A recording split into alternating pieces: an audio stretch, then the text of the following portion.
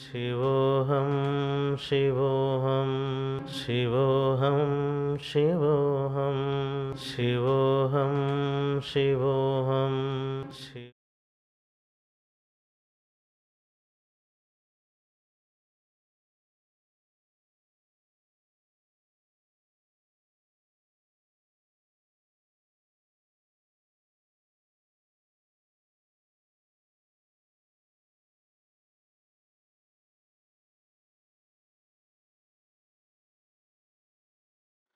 शिवं शरणं जय जय नन्दी शरणं जय जय मूलाञ्जि शरणं जय जय शिवकामि शरणं जय जय श्रीमाता ललिताम्बिका राजराजेश्वरी महात्रिपुरसुन्दरी शरणं मम.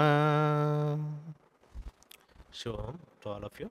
Today we are going to start the doubt clearing session from the ID number 10,321. Okay.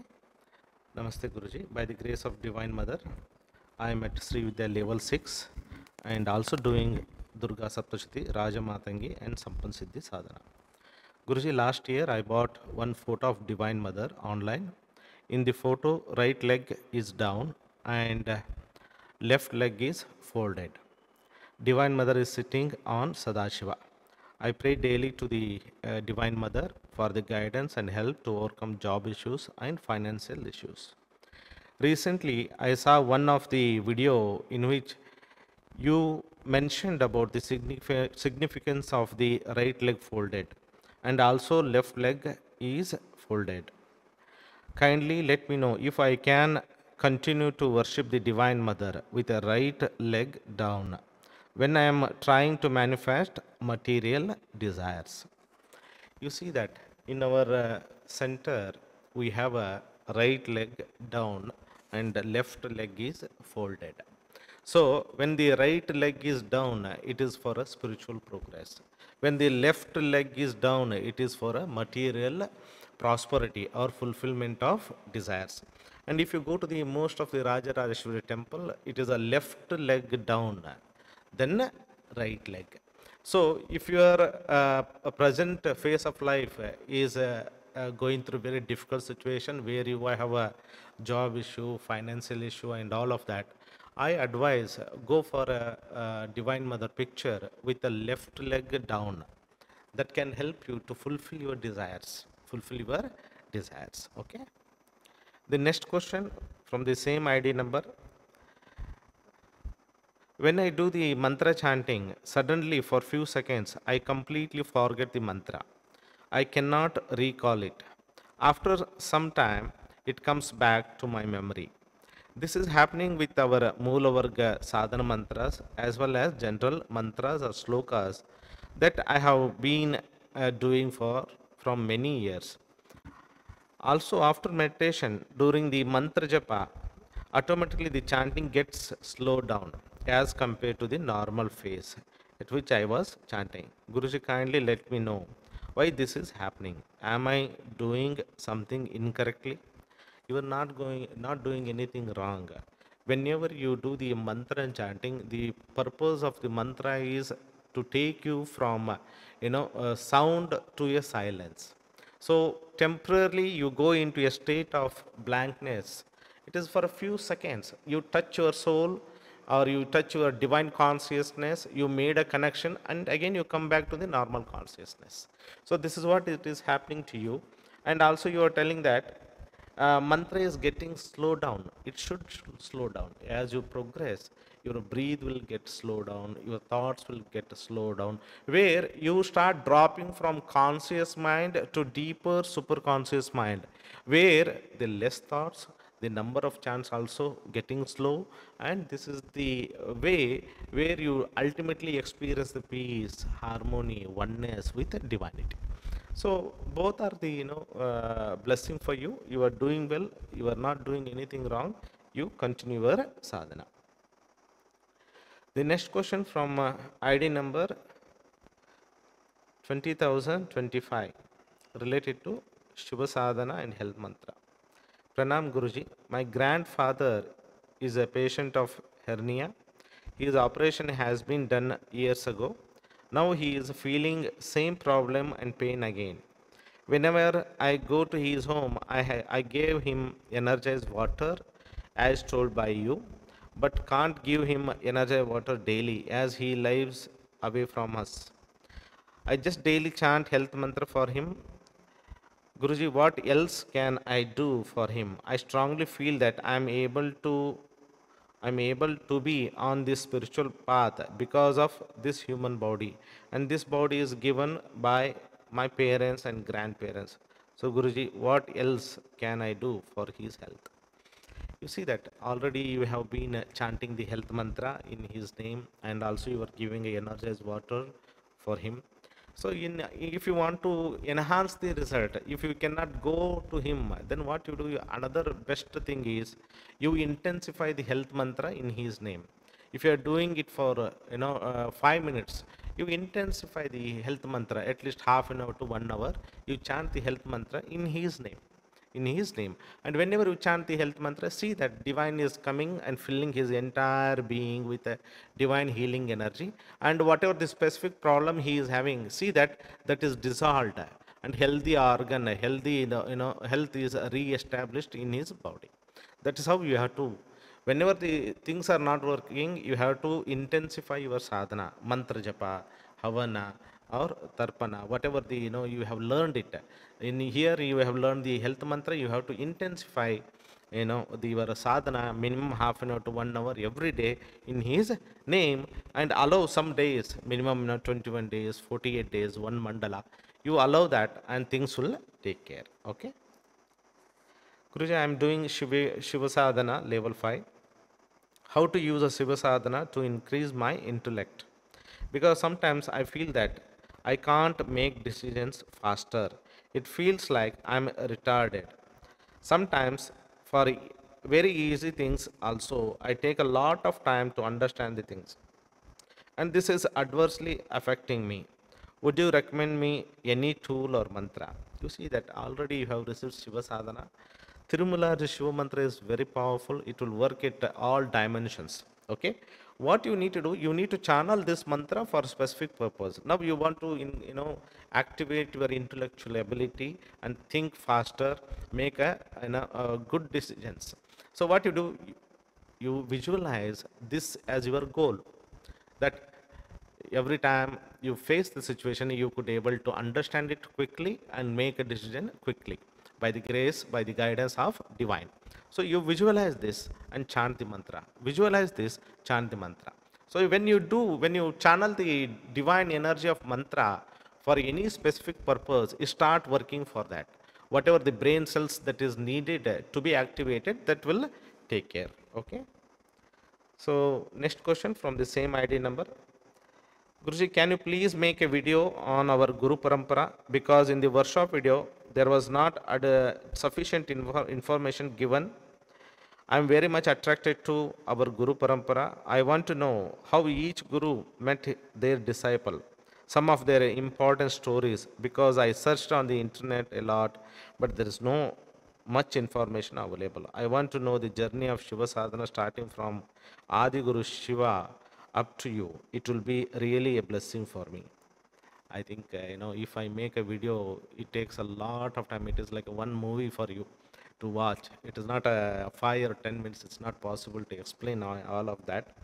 So we will see. I will see if the divine blesses. We will make all the video with each and every detail, and you will come to know about it. Okay. So next question from ID number 10,022. Sri Vidya level 7. Guruji, I am doing Sri Vidya level 7 regularly. Few days back, suddenly I felt very much attracted towards Divine Mother Kali, and the love towards Mother Kali was so intense that I had a difficulty in involving myself into my daily Sri Vidya meditation. This feeling went off after 4 days, and I was back to normal.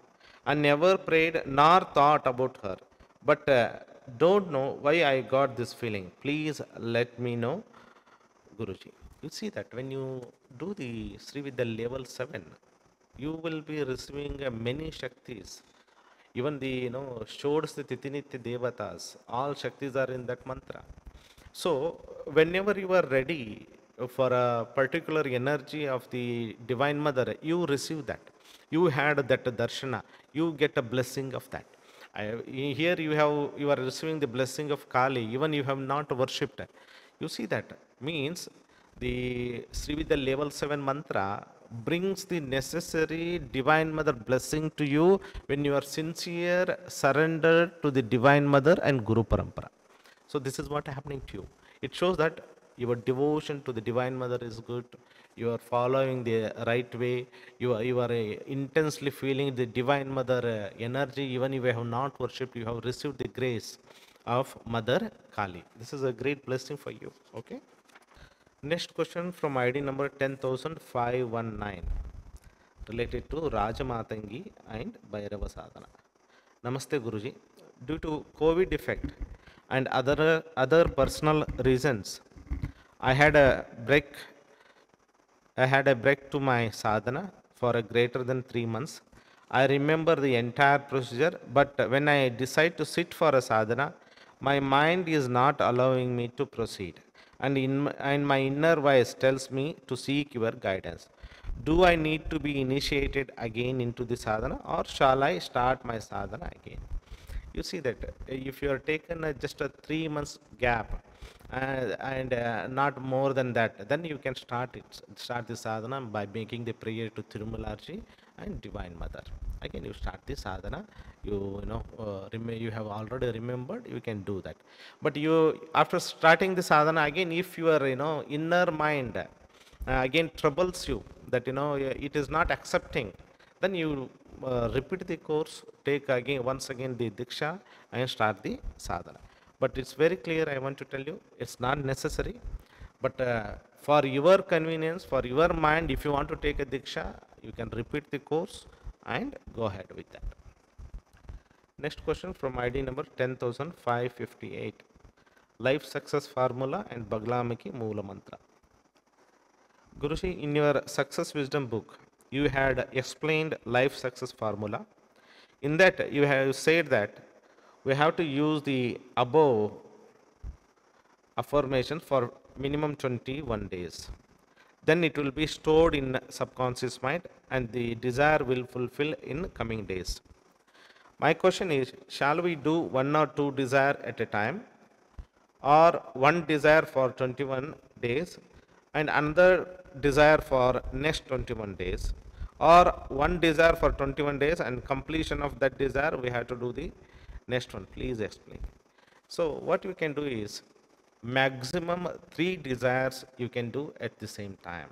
Okay, maximum, not more than that. Okay, so you have a one desire with your job, another desire could be with your health, another desire could be with your relationship. So you make a 3 affirmation for that, and you do the visualization. These are the 3 goals that you want to fulfill. These are the 3 desires you want to fulfill. Every day you visualize these 3 desires by making the life success statements. So you do this minimum 21 days. Minimum, I am telling, minimum 21 days, so that you can absorb into your subconscious mind.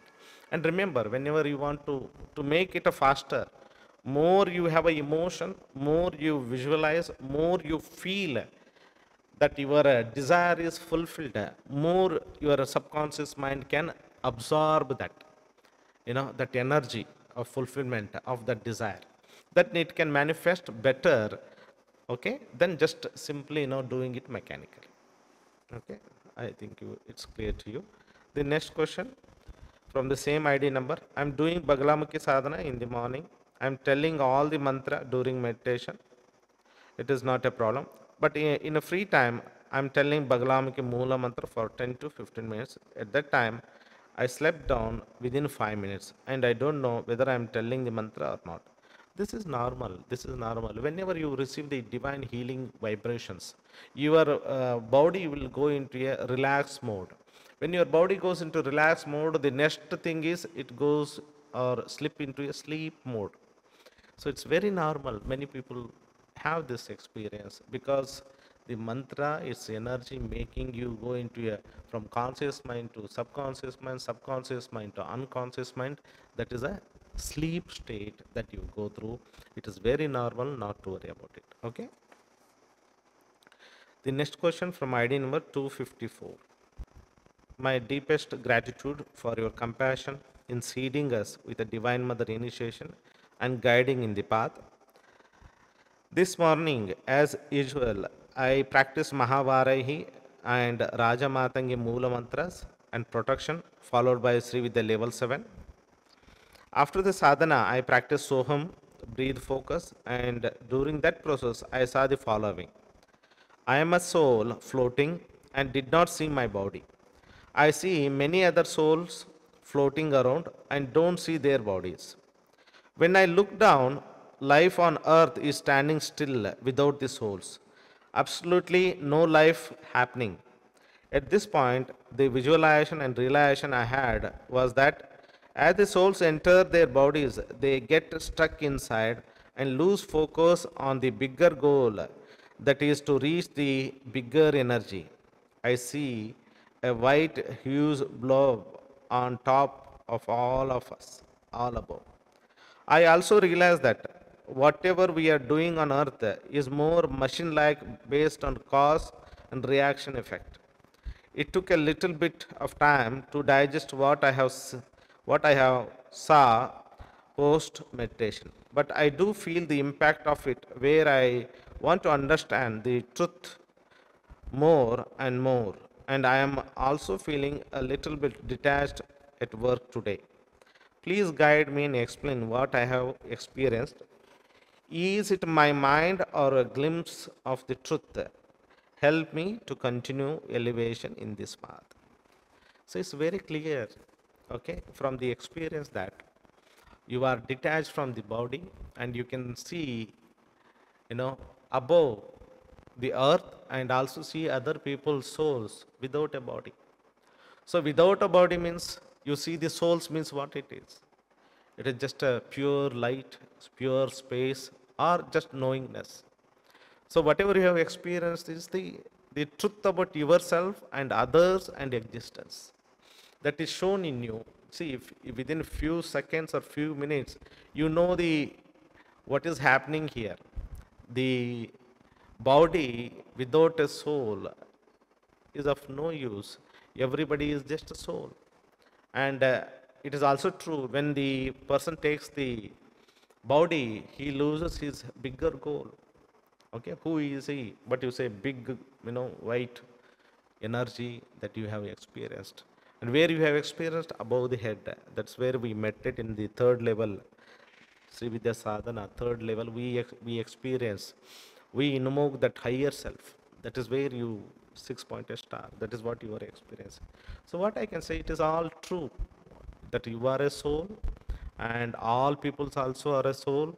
This word is don't have a life if the soul is not there, if the prana is not there, if the life is not there. So you have experienced, you are blessed to have a glimpses of the reality of this word, reality about you, reality about the people. It's really, good. And it's also natural whenever you go into that state of consciousness. It's very difficult to come back into the body consciousness, work and focus on the family and job and all. It may take 1 or 2 days for you to settle down to your normal life and then to proceed with your day-to-day activities. You are blessed. Okay, you could able to experience the reality of this word and yourself. The next question from ID number 10,008. As a Sri Vidya Sadhak, I can see anger, jealousy, negativity controlling me as a self-defense. Guide me to be a divine person. You see that there are many things are happening in the inner world. Inner world means thoughts, feeling, emotions, okay, and all that is running in your mind as a thinking system about yourself, other person, and entire existence. And whatever that is, you are telling, this anger, jealousy, negativity that is controlling as a self defense, it's very true. Ego has to survive with all these tools, all of this.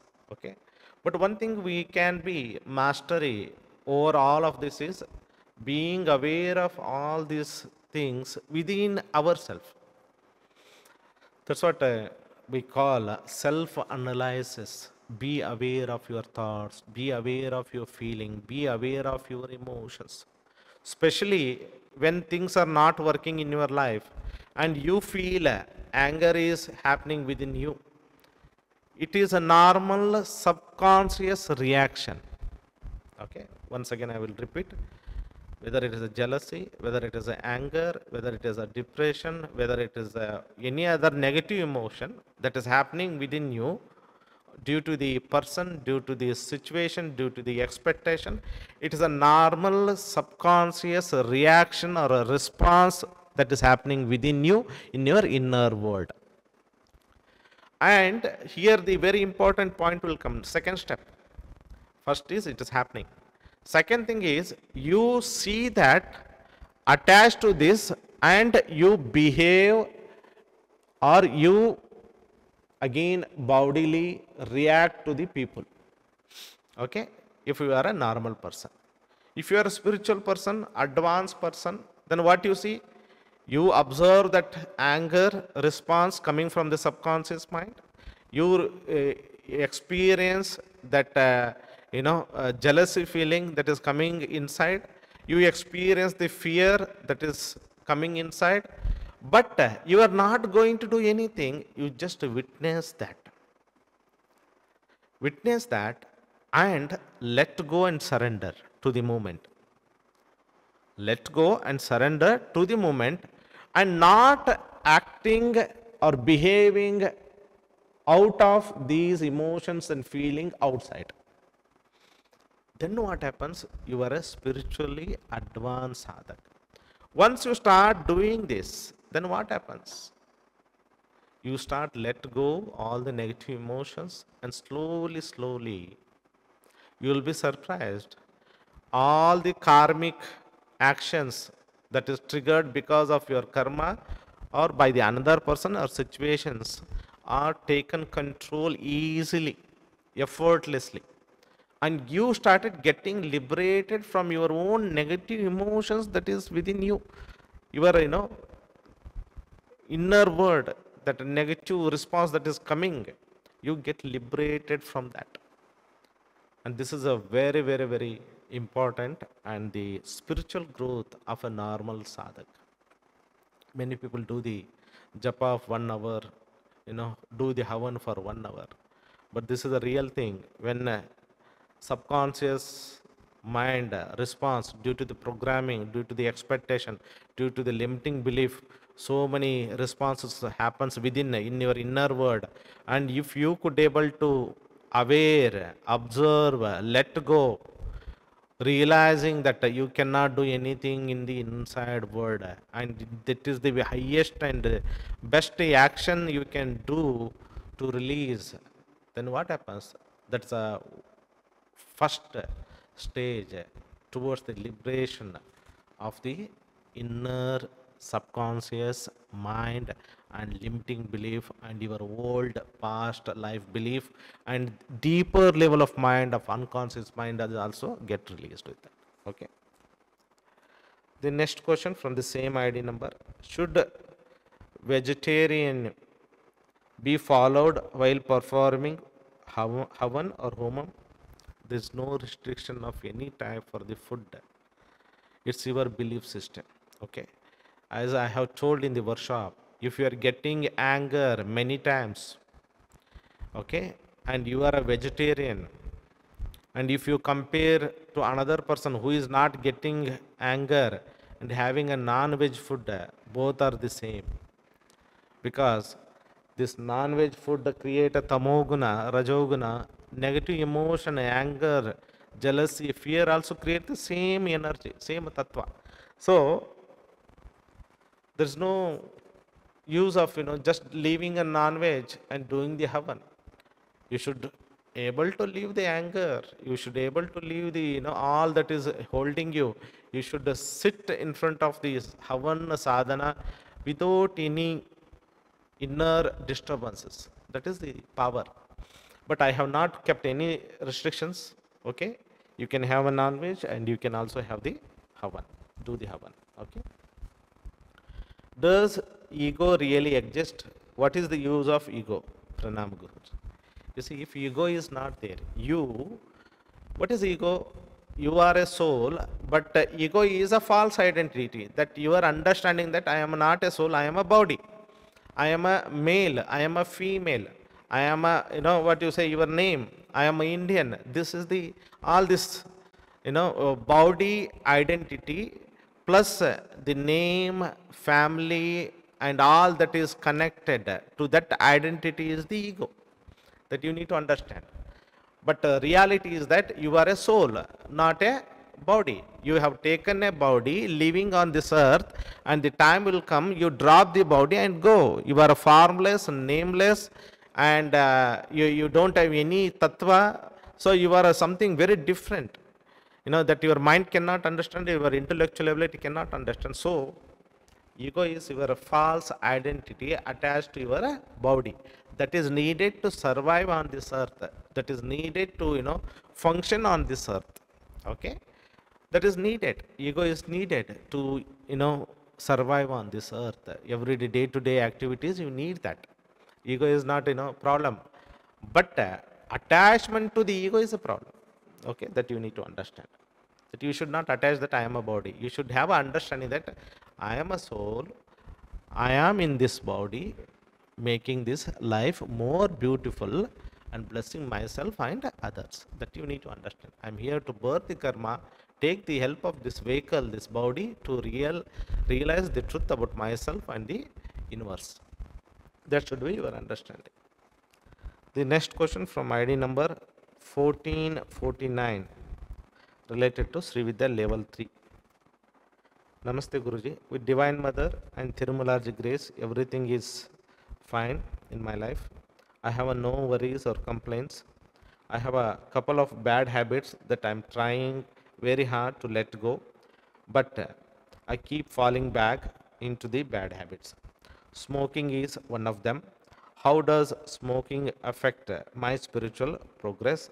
I know it is still up to me to quit, but is there anything that I can do to make my attempts successful? You see that whatever habits we have, whether either it is a smoking, drinking, or negative thinking is also very bad habit, and negative again and again getting anger, and again getting irritated, these are also very negative habits of the mind. So this smoking, you already know how it will destroy your health, how it will affect your health. That is one thing you need to understand. Second thing is, this will make your nervous system very bad. Your nervous system will be disturbed like anything. So there are higher spiritual emotions as we progress, as we connect with divine, as we receive the grace. The psychic nadis has to be strong, and at the same time our nervous system should be strong enough to experience that truth, to experience that bliss, to experience that joy and all of that. If this body is having a good health, I can experience all this higher divine emotions, vibration and realization of the truth. I can manifest the siddhis. I can manifest my ability to absorb more divine energy if my health is good. If you go on smoking, your nervous system down, the sensitivity of your nervous system is down, your sensitivity to the divinity also get down, your intuition also goes down, your awakening of the soul, it will be delayed. So it is not good for your health, and it is not good for your spiritual progress also. If possible, every day visualize. I always suggest how to overcome the negative habit is, first it has to start with the subconscious mind.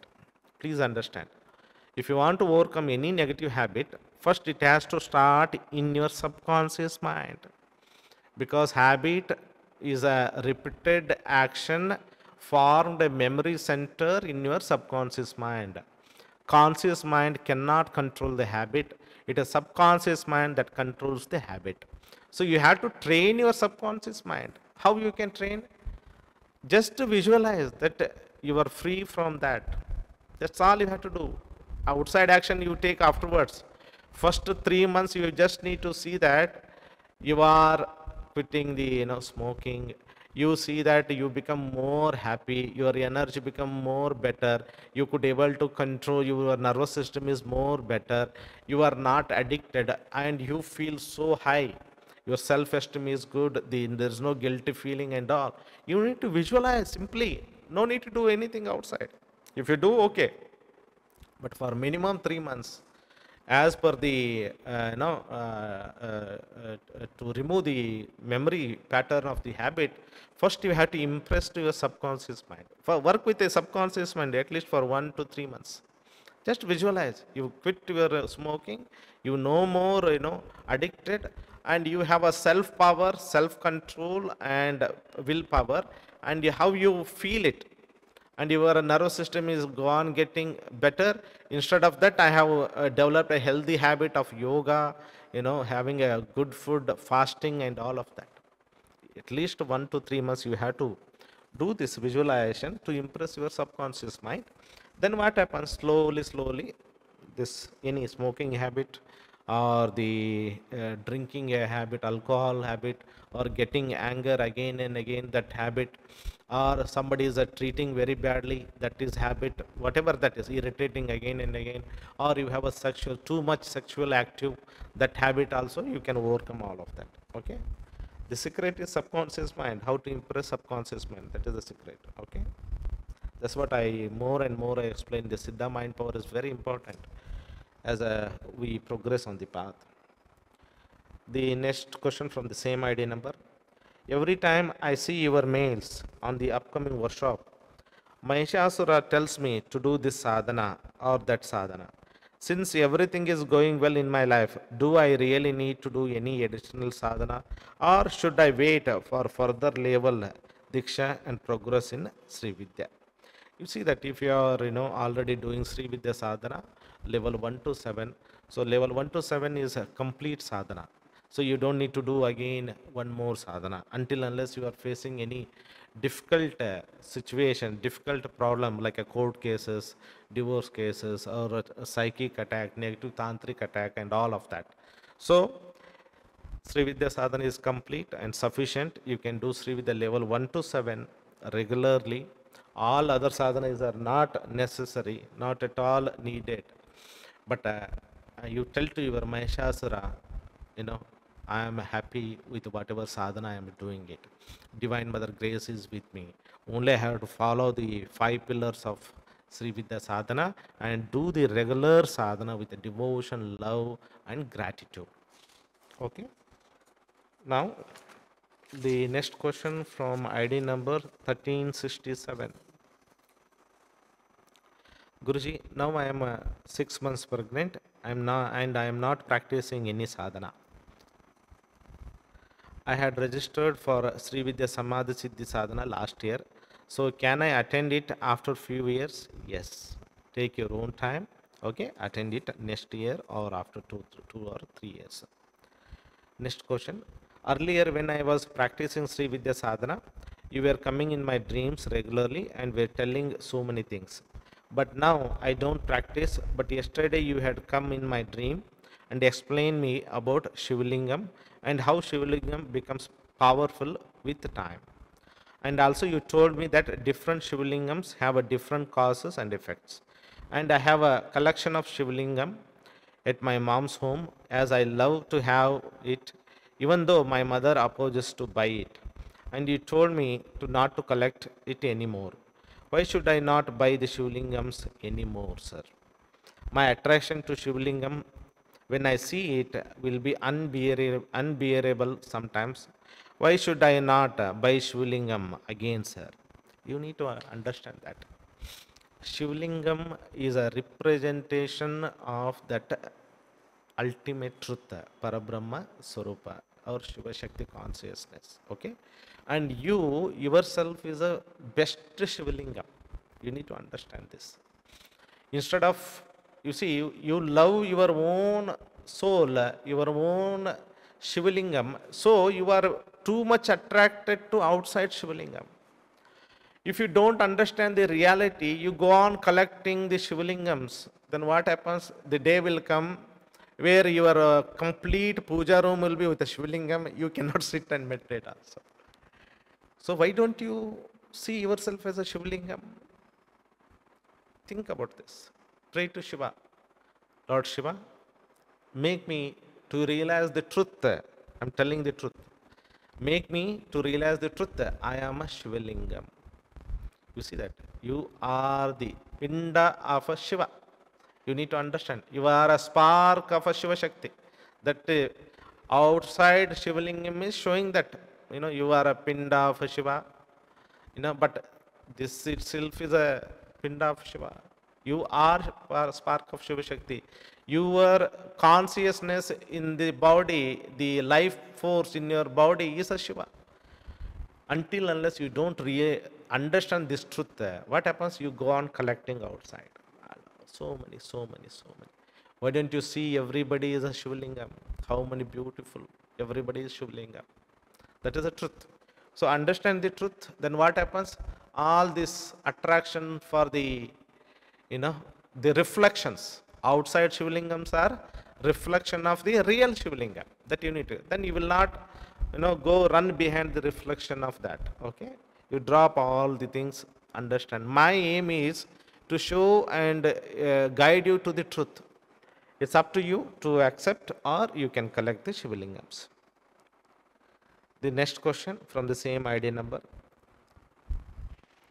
Today I don't even want to possess bhakti towards Mother or Shiva, as I feel somewhat separated from bhakti. I just want to become one with Mother or Shiva. My urge to become one with Mother or Shiva has intensified. What can I do to experience oneness with Mother during pregnancy, sir? You don't need to do anything. You just close your eyes, just accept that, or affirm the truth that I and Shiva Shakti are one. That's all you have to do. It is a reality. This is the truth that we are already one with the Shiva Shakti. Because of the ignorance, because of this third dimension, because of our identity with this body, we feel separated. So what you need to do? You just drop all the things, close your eyes and say, I and Shiva are one. That's all. And experience that. That experience. Whatever thought comes, let go. Your Mahishasura will come and say so many things, let go.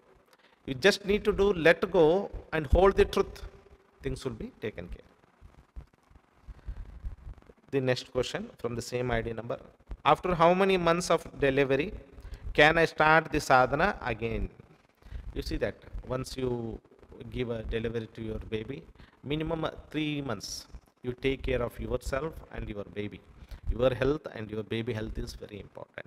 And if you want, you can start, Tirumala Shiva mantra, and then you start Sri with the level 1, slowly 1 round, and then slowly you can add the next level, like a 2 months or 1 month gap you take and add the next level. Okay. Next question from ID number 10,226. I started my Diksha in October 2020. I am trying to tell about the sadhana to my family members and relatives, but none of them seem to show any interest at all. To come into this itself, do people require divine will, or is it a majority of the world is only in the materialistic realm that good things don't interest them? I have started praying to Divine Mother that my husband and children at least should be blessed in this birth itself. Very true, very true. The thing is, we are all, when you're born, when you have this mind, when you have this, senses, when it is going outside, seeing all the external world. So this false identity of ego makes all this drama, and nobody is really interested in spirituality. They think they are happy, they are good, they are a body. They don't feel the urge to know the truth about themselves until unless the problems will knock the door, or health problem will knock the door, something will happen to them. Until that, it is not possible. And especially Sri Vidya Sadhana is so beautiful that without the grace of Divine Mother, it is not possible come to this path at all. Even this parampara, it only attract the sincere devotees, not all the people. It's not possible. Even they come also, they cannot practice this sadhana, or after some months they just drop and run away with all other things, because we are connected to truth, giving the truth. And people who do not want truth, they just want a drama, they want to have some miracles, they want a siddhi, they don't stay on this path, they just drop. They will find alternative. You are doing well, you just pray to them, okay, ask the Divine Mother to have a grace on them, things will be taken care, okay. The next question from ID number 10,102. Presently, I am regularly practicing Durga Saptashti followed by Sri Vidya level 7 one round. Initially, I was feeling complete peace and flow of energy during meditation, but from past 1 month during meditation, I feel that there is a block in the flow of energy. I have this feeling that there is a closed door. I am unable to go past. I am unable to go, and I need a key and searching it everywhere. I feel I am unable to connect with the guidance. Please guide Guruji. Why is this happening? Is it my mind game, or there is something else that I need to do? Yesterday I had a strong feeling to surrender for guidance to you, so I am feeling this far. So this is a very normal experience for many devotees, many students. As they progress, they cannot see the same energy flow, same devotion, same regularity. It is like once you go very high and again you come back, there's no feeling, very emptiness, even there's no devotion. Again, after some months, again you go high, again you come back. So this is a normal process where you feel I'm not connected, I'm not good, I'm not this, or it is because of your the phase of the karma that you are undergoing. It is I can say sometimes your karmic things also influencing you on the path.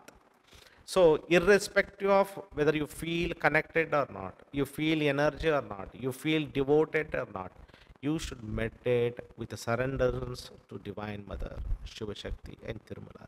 That's all you have to do. Don't worry that I'm not connected, this dream of key, finding key. You are the key. Where is the, another, there's no extra key is there. You are the truth. You are a spark of Shiva Shakti means you are the truth.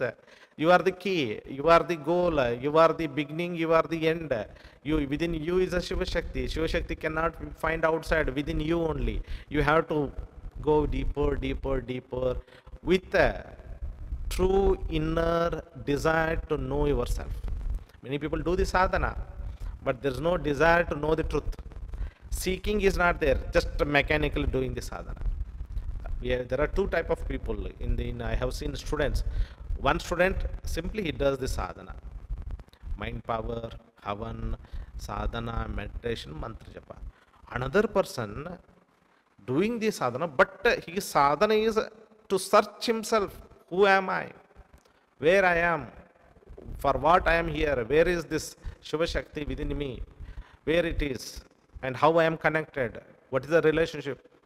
How all this, that the inner desire is there, seeking is there. So there are two type of students. Okay.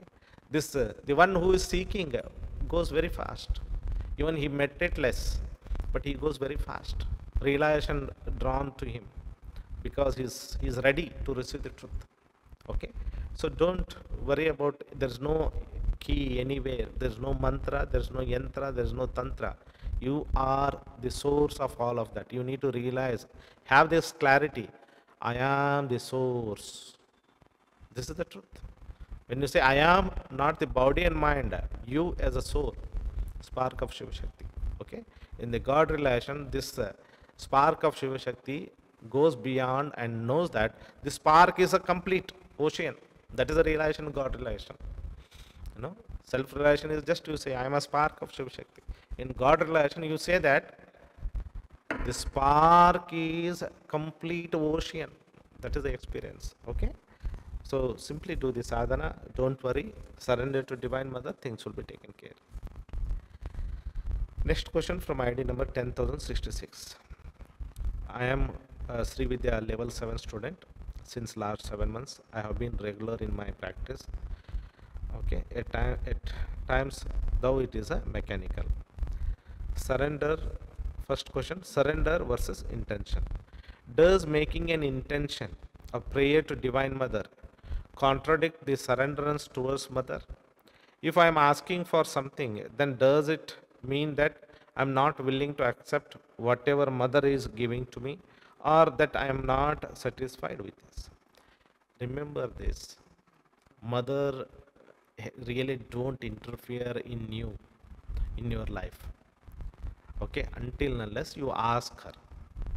So all this karmas is that you have done it. Okay, and surrender is something very, very, it's very difficult. It is happening to you.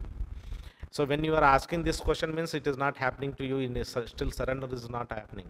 This question will not come in the surrenderance. First you need to understand. So now it's coming, asking or having intention. It is normal, natural. You need to have an intention. Okay, to have a good health, you need to have an intention. Okay, if there is no intention, how you are going to, soul has to be, energy of the soul you are directed. Okay, so ask, make a prayer, and surrenderance means whether it happens or not, that is a surrenderance. Whether my prayer is answered or not, it is surrenderance. I'm not waiting. The moment I ask, I know that it happened. If it is for highest good, it is coming. If it's not highest good, it's not coming. So that is a surrenderance. Okay. Then next question. I have recently become very sensitive to negative news or general incident that I witnessed during the day, such that I mostly get a related dream at night, wherein I see that I am going through that suffering or I am going a particular activity. Because of this, now I tend to be a lot concerned about what I watch on TV or listen in the news or listen to any conversation. How shall I stay immune to all these experiences? You see that it is very, very normal and natural, because as you grow to the higher level, your awareness become very, very, heightened, very, very clear. Your energy become very sensitive. Even the small one word, one thought can trigger the things. Okay, because you are alert. As you progress, your soul awareness, having a more power, you become very alert. When you are alert, you don't make a mistakes. You don't make a mistake. So what you do, whatever you are doing it, not to watch unnecessary news, unnecessary things. That's really good. One of the ways to detach from that's creating. If you watch anything, but how much you are going to do all of that? It's very difficult. You need to understand the reality that there is a positivity in this world, there is a negativity in this world. So positive is serving the negativity, negativity is serving the positivity. You are beyond the negativity, you are beyond the positivity. You need to realize this truth. If you don't realize it, this is going to be like this. One is, of course, protection shield will be helping you, and you say that only good comes to me, only good goes out of me. That's one of the way you make a programming of your protection shield. Another thing is to realize the truth that I am a soul beyond the body, mind, and word and universe. That realization should happen to you in a meditation. Then you can overcome with all the negativity. Okay, this individual has a karma, so he is experiencing negative problems in his life. This universe has a karma. There is a collective consciousness.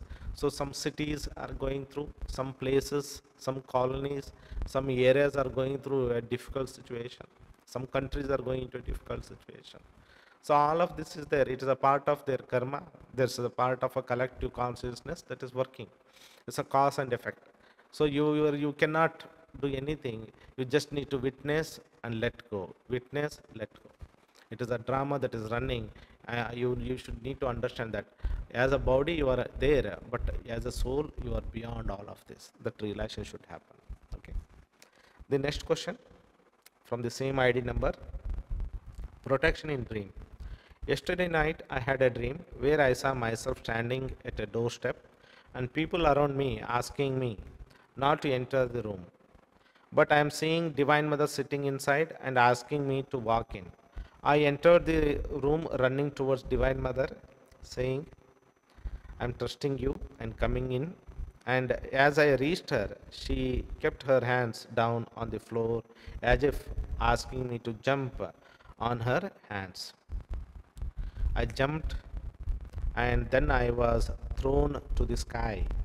Suddenly I saw that there was a beast in the form of a fox jumping towards me to the sky to bite me. It reached my neck and then I was pushed to sky at a higher speed that the fox could not reach me. I remember exiting into the some unknown space and then I woke up realizing that I'm chanting Hasom Soham Shivakameshwari. All the while I was flying in the sky and I woke up in the same mode. This is the second or third time I'm getting such dreams where some negative energy will reach so close to me and then it vanishes as I start chanting mantra in dream. I feel deprived of sound sleep since a long time. Every time I sleep, something or the other I experience in a dream. I'm not being regular in placing protection shield before going to sleep. Is that the only reason for such experiences? Is there any other reason why I have such scary dreams of evil energy attacking me? You see that one of the beautiful thing is every time you go through the difficult attack, psychic attack, you are protected. So you need to understand there is something beyond all of that. There's a fear in you, the deeper fear in you that is showing up in your dreams. What you hold in your subconscious mind, unconscious mind, that will surfaces in your dream. What you don't fulfill in the outside world, that will also show up in your dream. So dreams are very important for us. Either they are a way to fulfill or act as a mirror to show our subconscious mind. So you need to consciously work. Tell to yourself, I am protected always by the grace of Divine Mother. Affirm this. Affirm it as a truth. I and Divine Mother are one. Mother is always with me. Mother is always protecting me. You need to do this. Every time you feel, every time you go through this dream, you know that it is in dream you got one more assurance. Mother is taking care. You are blessed and all of that. That fear within you creating all the problem. You need to let go this fear. Otherwise, it's very difficult. Okay. If possible, do the protection shield before going to sleep, or use the vibhuti, chant the mantra, and apply to this place. Okay. This will help you to remove all type of negative dreams. Okay. The next question from ID number 10,046. I am currently doing level 7 of distance Srividya sadhana since August 15th 2021. The question, at the time of death or leaving the body, should we focus on Moola Mantra of current level or repeat our daily sadhana protocol? How to exit from the body properly? So what happens? The question is, you asked very easily, but the death process is not so easy. You are not in a position to chant the mantra when death knocks the door. All your fears will surfaces. Your prana is not supporting. Your hands are not, prana is withdrawn from the hands. Eyes cannot see, prana is withdrawn from there. Leg movement, eye movement, nothing is happening to you.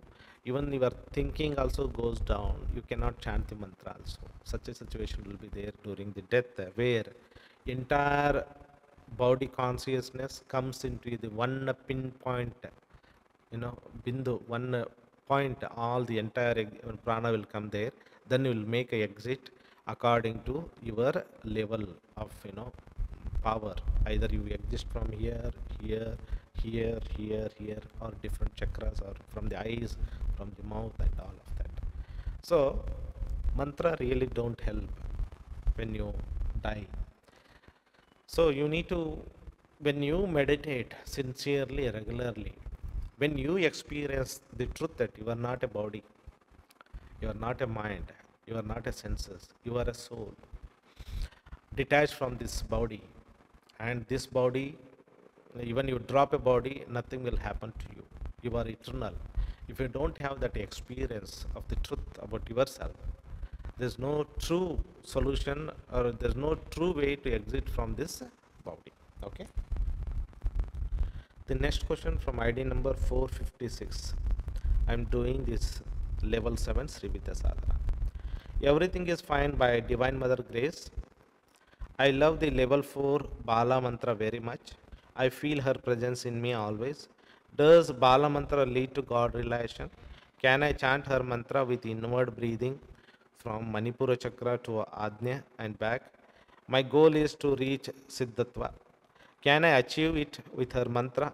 I'm asking you, as you once said, that all mantras don't give God relation. Very true, very true.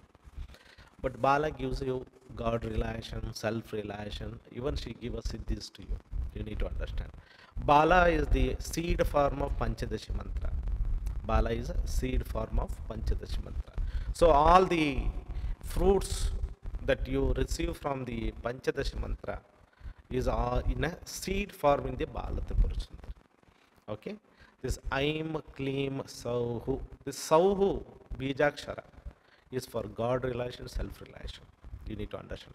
Aim is the beginning, Kleem is the sustenance, or Aim is the creation, Kleem is the sustenance, Sau is the destroying everything. Okay, Sau is the destroying your human nature, your ego, and give you the truth. So that is Aim, Kleem, Sau. That's what it extends to Kamakuta. Okay, then it goes to a first Vagbhava Kota, Kama Kota, then Shakti Kota in Panchadash Mantra. Aim become a Kama Kota, sorry, Vagbhava Kota, Kleem become a Kama Kota, Sau become a Shakti Kota. So Bala has a power to bless you, self-relation and God relation. You can do the Bala Mantra with a sincerity, love, and all of that. Remember, every God is very powerful. Okay. And this mantra is very powerful. Aim Klim So is a good, like a Guru mantra. I'm telling you, it is like a Guru mantra that will awaken your soul and give a truth to you. But how much you surrender to Bala is also important. How much you devote to her is also important. How much you attract in your soul is also important. Okay. And then you asked one more question, no? That can I chant her mantra with inward breathing from Manipura Chakra to Ajna Chakra and back? My goal is to reach Siddhatva, Manipura to Ajna Chakra. You can do it. You can do from Manipura to Ajna Chakra. This pranayama, this breathing will work if your Kundalini is raised from Mooladhara to Manipura. Otherwise, just breathing from here to here don't work. Okay. Okay, so it's always suggested, if you want, if you don't know in what level of Kundalini it is your position, so what I suggest, go for Mooladhara to Ajna or the Sahasrara. Okay, otherwise if your Kundalini is not awakening, if you breathe from here to here, if Kundalini is not there, it is very difficult to see the results. Okay, and this breathing is very powerful technique, and it is not good for all. It's not good for all, so especially for householders. So be careful and don't do too much number of breathing. Okay, otherwise you have to have a body problem, health issues, and all of that. The next question from ID number 457. Okay, I have a question relating to Durga Saptashati. My Sashtang Pranam to Gurudev. I am grateful to you for your regular and serious effort to help all your students. Thank you very much.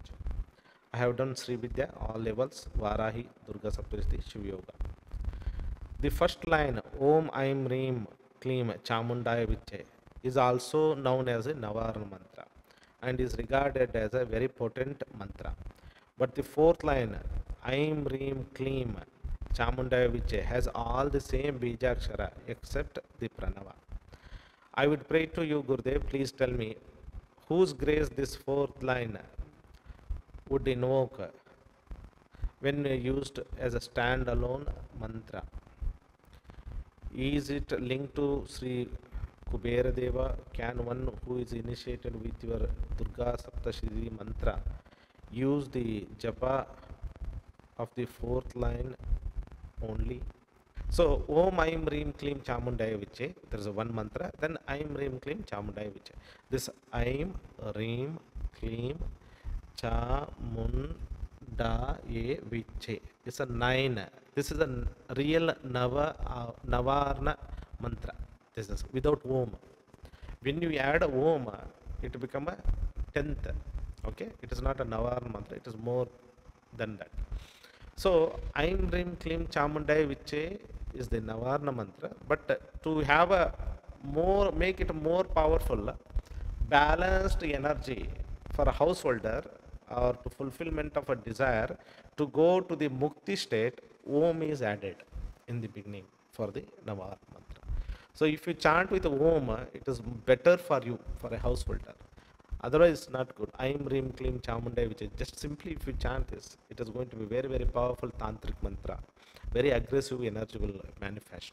It's good for the agoris, yogis, kali, sadhaka and all. You just chant Om Aim Reem Kleem Chamundaya Viche or whatever the Durga Saptashti Moola mantra you have. Durga Saptashti Moola mantra is more powerful than this. The Moola mantra that I have given, the long Moola mantra is more powerful than this. This is very short form. That is the real form and very powerful that you can chant it. Okay. Next question from ID number 10,164. I'm currently doing level 7 Sri Vidya and Mahabharaya Sadhana. Namaste Guruji. I'm currently practicing level 7 Sri Vidya Mahavarahi. I saw a dream where you visited my grandparents' house. You were telling why you always call me. I have other students to look after. In house you have chanted some mantra and one-eyed demon vanished. Then some relatives saw a snake outside home, and also you said you are rich. I replied, it's not me, my grandparents are rich. Also I saw a dog didn't do anything to you, to which you replied, what can a dog do a person who don't exist? Could you interpret this dream? This is just your devotion, your love, your connection made this experience in your dream, how much you are connected, how the grace of mother, grace of this Guru Parampara is blessing you. And also it is telling that the Guru Parampara is not just a person, it is a tattva, it's a guiding principle. And you and your family all are blessed, and negativity is removed from the demon shows the negativity. Negativity is removed from your family, you are blessed one. Okay. Next question from same ID number. During group meditation, I saw different faces of demons and other beings in the beginning. After Tirumala Shiva Mantra, I saw space stars. It was empty space. Felt like bodiless presence. What we call this, and does this prolonged state is a part of self-realization? Yes, when it is not just seeing the stars, space. Self-realization is discovering the truth about yourself, who you are. Okay, these are the very beautiful spiritual experiences of celestial world or Siddhaloka or the Shivaloka or the galaxy or different dimensional, the word of Shiva light. You can experience all of this. Okay, these are the normal experiences that you go through in the dream, in the meditation, in the group meditation and all of that. Okay, the next question from ID number 10,541. Currently, I am practicing Sri Vidya level 5 and Durga Saptashati. Namaste Guruji. Whether Kadgamala Stotra and Das Mahavidya Sadhana are open for all, can I share these mantras with my family members? You see that earlier we have taught this Das Mahavidya mantras, not the Moola mantra, single Bijakshara mantras are taught that you can share to your family member. This Kadgamala actually need a Diksha. It is a Tantric Mala mantra. If the Diksha is taken, the benefits are good. If the Diksha is not taken, even they can chant it, but we cannot assure the results. Okay. Next question. Can we do DSS Moola Mantra Sadhana Havan? Yes, it is very powerful. It is very powerful to remove any type of disease, any type of negativity of an individual person or in the collective or in the home also. Even Vastu dosha can be removed. Guruji, Guruji, we have agricultural lands, God from our ancestors. Can I do the Havan at my farmland to get a better crops? If yes, which Havan is better for this purpose? Also, is it okay to send healing to the trees and crops growing at our land? Yes, you can do it. It is a blessing. Actually, everyone should do this because nowadays the food quality, the essence of the food, the nutritional value of the food is coming down. When you do this type of havan, when you bless the trees, bless the crops, what happens? The tree has a more prana, more nutritional value. The person who eats get blessed with that. Okay, and it will give a good health to you and others also. Everyone should use his mantra shakti. Everyone use this havan tool, okay, to bless his home, his family, the trees, pet animals, agriculture land. Okay, all of this is really good. We have tested this. Whenever you pray and chant the mantra, okay, the quality of soil will changes, and the fertility of the soil, the wetness of the soil, the pH of the soil, everything changes when you put the mantra to the soil, or havan, if you do the havan to the intention to go that energy to the soil, trees, crops, and to the entire land. You can do that. Okay, you can do, especially the Durga Saptashiti is very good for this type of activity, for energizing the agricultural lands and crops. It is very good. You can do the havan there, and then whatever at the end of the havan, whatever that is left over, use it as a fertilizer and offer to the land, whatever, wherever it is possible. You just mix with and spread to all your land. It will have a positive energy, beautiful energy, and it will bless the land. Bhumi Devata will be blessing back you with a positive growth of the crops. Okay, it's a really good idea. Next question from ID number 10,442, Sri Vidya level 5. Pranam Guruji, I am a student of level 5. Due to ill health and traveling, I was not able to continue my daily meditation for 15 to 20 days. I felt that I lost my earlier sadhana energy during meditation. I started again level 1 for 10 days, then level 1 and 2 for next 10 days. I start again locating my chakras. Kindly suggest the standard procedure for those who lost his continuity for meditation for 15 to 20 days. Also inform that of which level mantra japa should be practiced during this time if I already reached up to level 5. So what you do, whenever you are in a level 5 in your case, and you make a gap of 15 days, 20 days, okay, you keep chanting the level 5 Moola Mantra those 15 to 20 days. That you need to understand. Then you start from the level 1, as you practiced it for 10 days or 15 days or 1 month, as you feel good, okay, and then you add the next level. Okay, minimum 2 weeks you have to practice each level. Okay, whenever you take a long gap. Okay, in your case you have done very well, that level 1 you practice for 10 days, then you added a level 2, then you practice level 1 and 2 again for 10 days. So you are doing it right. I think you are guided by divine, so you are doing it right in this way, and you do the Moola Mantra of level 5 because already you have reached there. Okay, now you just wanted to raise the vibration of your body to the level 5. So whatever that is there, you wanted to practice the way, slowly, steadily you need to raise your vibration. That you are doing it right, and you continue that way only. The next question from same ID number. What makes a difference if during level 4, while traversing bottom up concentration is made on back chakra instead of the front chakra?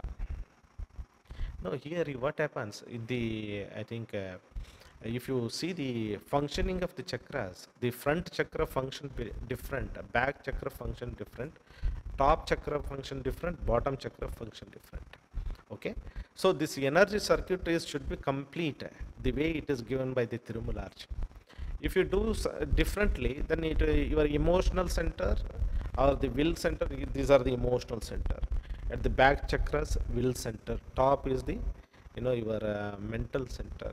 The bottom is the physical energy center will be there. The chakra opening according to that. So we have to work on the front and back both.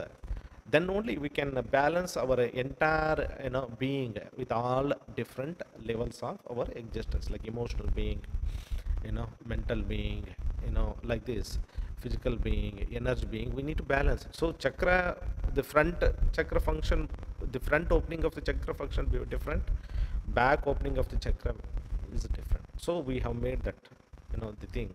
So we need to follow the as given by Tirumularchi. We don't divert our sadhana at any cost. If you divert, if you don't see the result, then we are not responsible for that. Okay. The next question from the same ID number. Is it necessary to make a mudra while chanting the level 5 mantra or only required during meditation of level 5? It is not necessary to do the mudra when you want to do the Moola mantra japa apart from the meditation. This mudra we do to facilitate our divine energy to flow from Mooladhara to Sahasrara chakra. Because the Panchadashi mantra is doing, I am doing the meditation on the chakra, so I want to raise my consciousness. Once I raise my consciousness, then I just do the Moola mantra japa. At that time, I don't need a mudra. Okay. The next question from ID number 1500.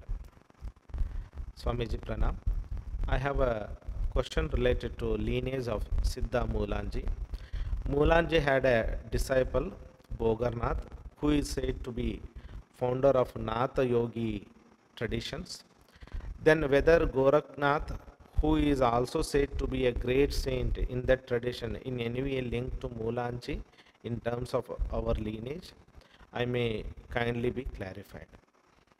Then the next question is, this is also because both Bogarnath and Matsendranath, the guru of Gorakhnath, are said to be the disciple of Siddha Agastya Muni. You see that we have kept the one poster in our center, 18 Siddhas, okay, where the Agastya Muni will come, Bogarnath will come, Kriya Babaji will come, Gorakhnath will come. Okay, there are many 18 Siddhas will be there. Okay, who are working together. Even the Jesus will come there. Even Lord Krishna. All this, everything is coming in that dimension. So these 18 Siddhas work together.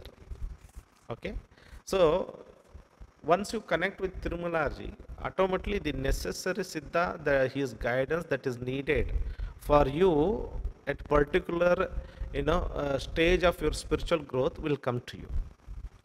Okay, the Jesus will come, Kriya Babaji will come, even the Swami Ramalinga, it is not in the 18 Siddhas poster, he will also come, because it's a network where they are working.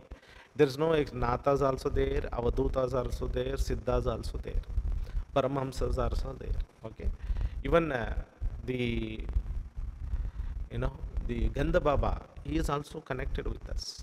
So many these, if you really go back, everything ultimately ends to a Lord Shiva. Okay, from Lord Shiva it starts the lineage, and Lord Shiva it will go back. Even the Sri Vidya tradition, if you see, ultimately it's a 5 phases of Shiva. Even Purvamne, Dakshinamne, Pashma, whatever it is, but ultimately we go back to a Lord Shiva. Okay, so it is very true that this all of them are connected to our lineage. All of them are connected to our lineage. That's the power of Guru Parampara. You see that many masters don't reveal their Guru Parampara. Okay, it is Guru Parampara is very important. Guru just opens the door, but you have to walk on the path, and this spiritual path, your destiny is unknown. You don't see the end, and inside wherever you need a guidance, the necessary master will come and help you. That power of that master is needed.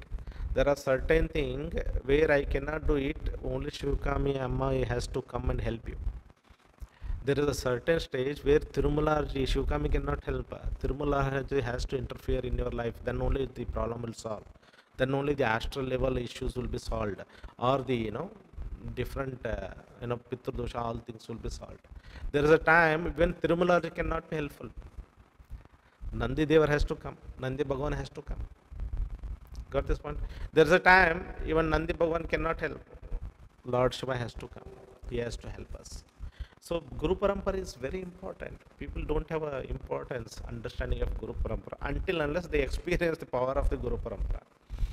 And very few can experience it, because as you get advanced in the spiritual path, you start getting more problems from the astral being, from the tantric being, where the interference of the Siddha is needed. Guru has to come. Okay. Many people don't connect you to the Guru Parampara, don't even reveal their Guru Parampara. What to do? But if at the advanced level, most of the advanced students know that the value of the Guru Parampara, the power of the Guru Parampara, how much it is important to worship Tirumalarji, Nandi Devar, Lalitambika in the form of Shivkami, or Satguru, ultimately Adi Guru, Mahashiva. So it is very important and necessary. As you say, Bogarnath will come and teach you, Gorakshanath will come and teach you. You see that? You will be surprised. You have not chanted the Gorakshanath mantra, and you have not just understood that, you know that Gorakshanath came and helped you. Ramalinga will come and help you. You have not chanted his mantra. Kriya Babaji will come and help you. You have not chanted his mantra. This is the power of the Guru Parampara, I am telling you. So it is very true, all these masters are connected to us. But if I go on telling, even Shirdi Sai is also connected, people will get confused. How the Avdutas, Siddhas, Paramahamsas, everybody is in one Parampara. For our understanding, this is, but the way of the divine being work is very different, very, very different. Okay, the higher level, all this will drop. Siddhas will, the thinking will drop, Avduta will drop, Natha Parampara, everything will drop, and you see the, only divine beings. They are there to help.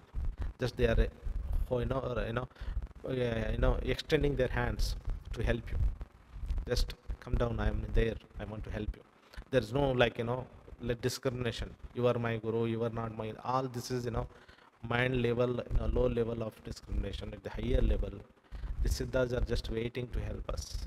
But you need to make aware, you need to make available, you have to prepare certain level, you have to grow. Until that you cannot. Okay, so it is very true, all these masters are connected. Okay, connected to the Tirumalaji and all. Even there is a research that says that Lord Krishna is also part of the Guru Parampara. He is a disciple of Tirumalaji.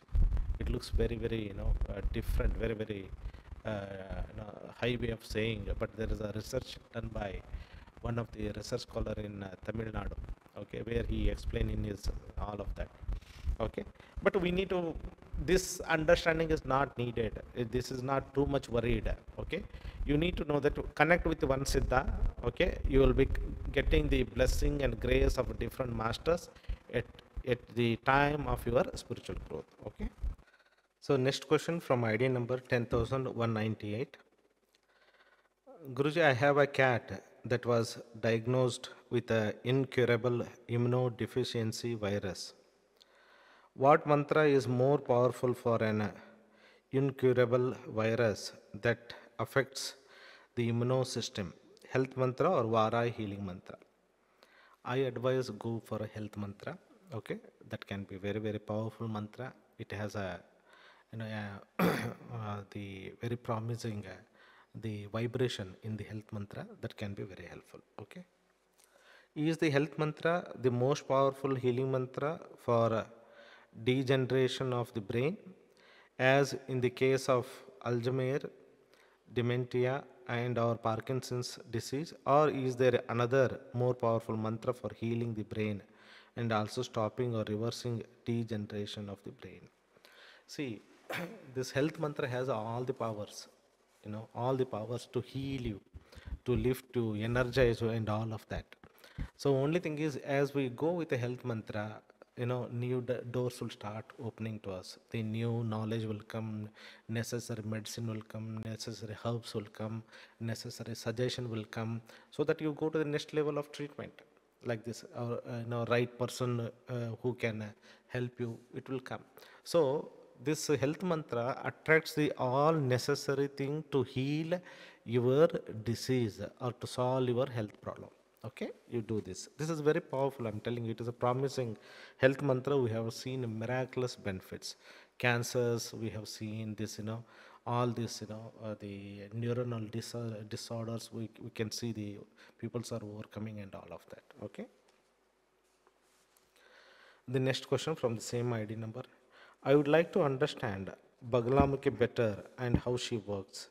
I am currently working with the Baglamukhi regarding an enemy in my outer world who has an evil character.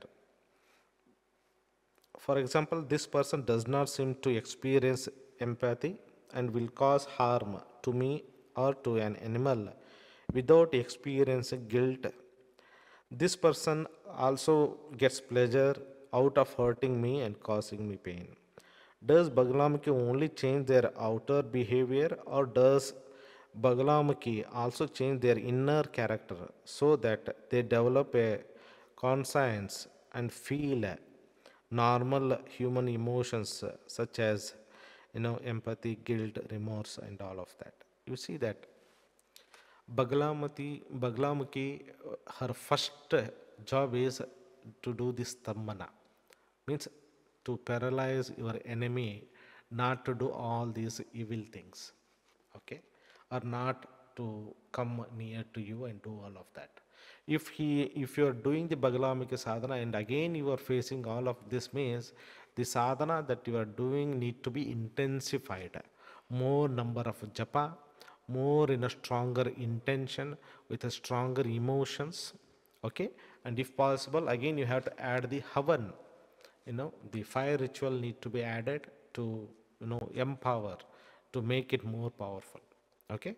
So of course she will as you see her in an image, she is holding the tongue of a enemy and hitting him, okay. Means she is making him silent and punishing him to realize the mistakes that he is doing it. So both she does this. Both she does this. But it takes some time. They may, some enemies learn in a faster way. Some of them have to go through lot of trouble for themselves. Then they realize and then they come back to the normal position, because the karmic balance will be there between you and the another person, okay. The divine mother will work with the karma, with the person, with all the even the punishing is also done by the Baglamukhi. It is very, very powerful mantra, very, very powerful way of doing it, okay. Next question from ID number 1207. Currently doing Sri Vidya level 1 to 7 Varahi, chanting the mantra received from Tirumalaji in a dream, chanting this with your consent since September 2020. Guruji, like we have a dreams or visions while sleeping, is it possible for a guru to come directly like a flash, conveying an instruction or guidance through Ajna in awake state? Yes, it is possible. In other words, I was able to see you in a flash coming in front of the eye as if I am wearing an eye goggles with a small screen built in. You conveyed the non-verbal the same message to me. Second time, to avoid using my phone too much and focus in studies and get a higher job, I meditate regularly. First time was in a dream few months ago, and second time was a few weeks ago during a fully awake state. I had reduced media consumption for few weeks on your first instruction, but my mind went back to its habits.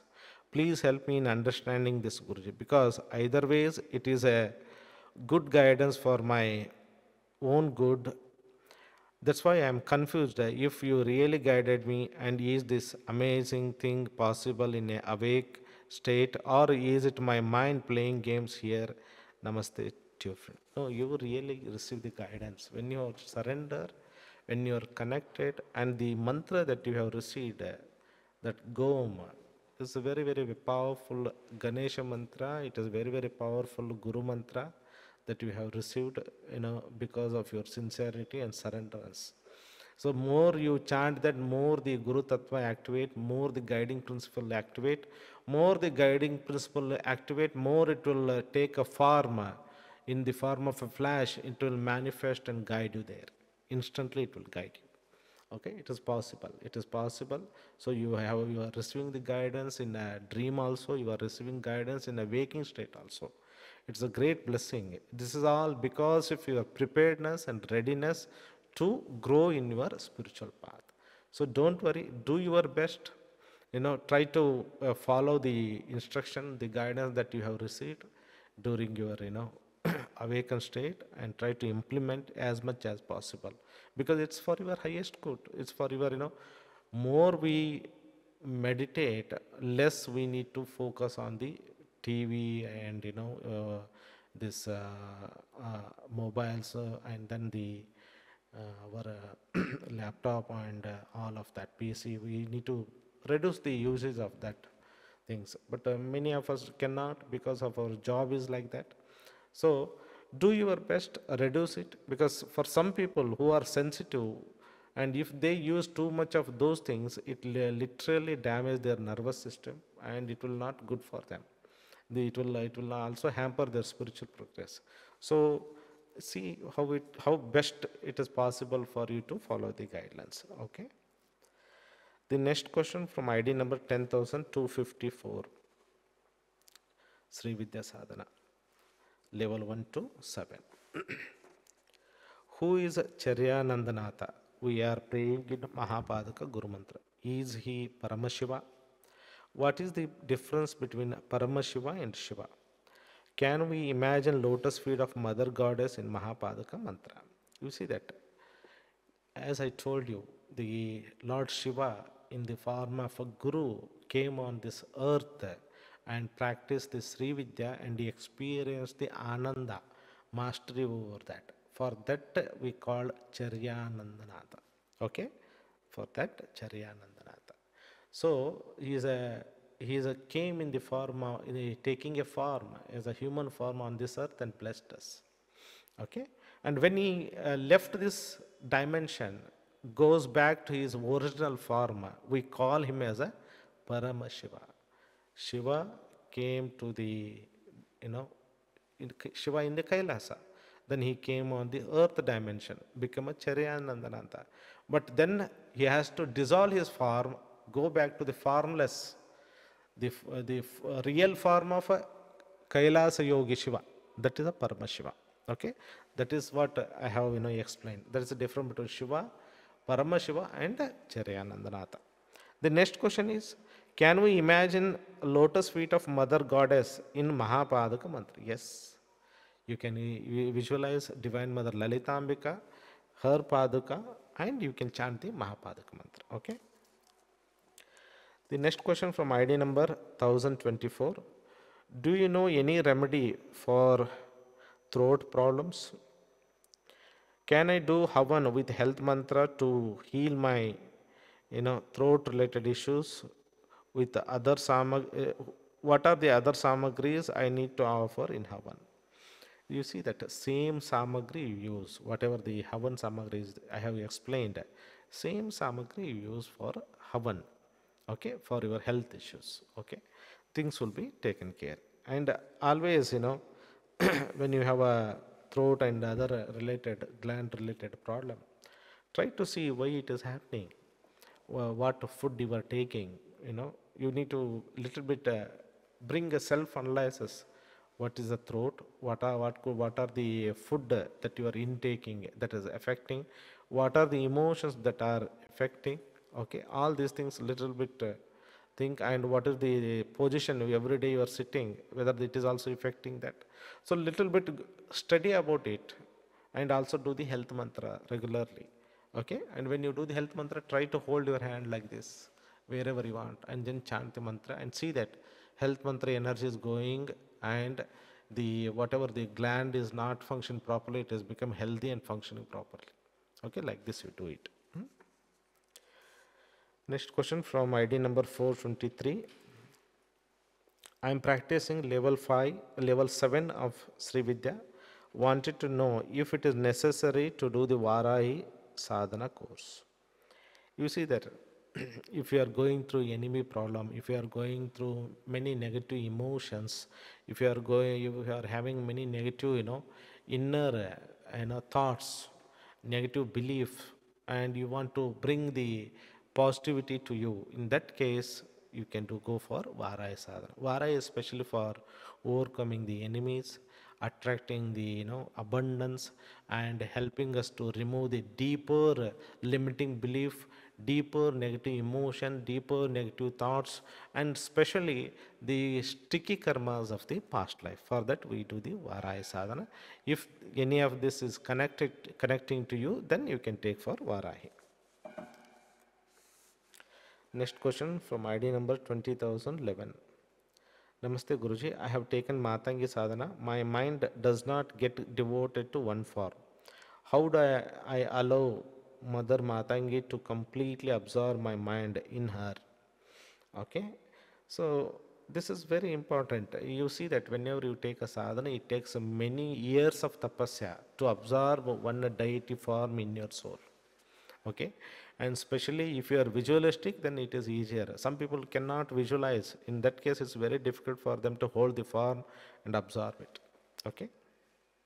So what you do, my mind does not get devoted to one form. How do I allow Mother Matangi to completely absorb my mind in her? You just make a prayer, make a sankalpa, intention, show your love and devotion and gratitude to Divine Mother, and surrender. I have been always telling, you do your best, and something that cannot be possible to control, cannot be able to handle, you need to give it to the feet of Divine Mother.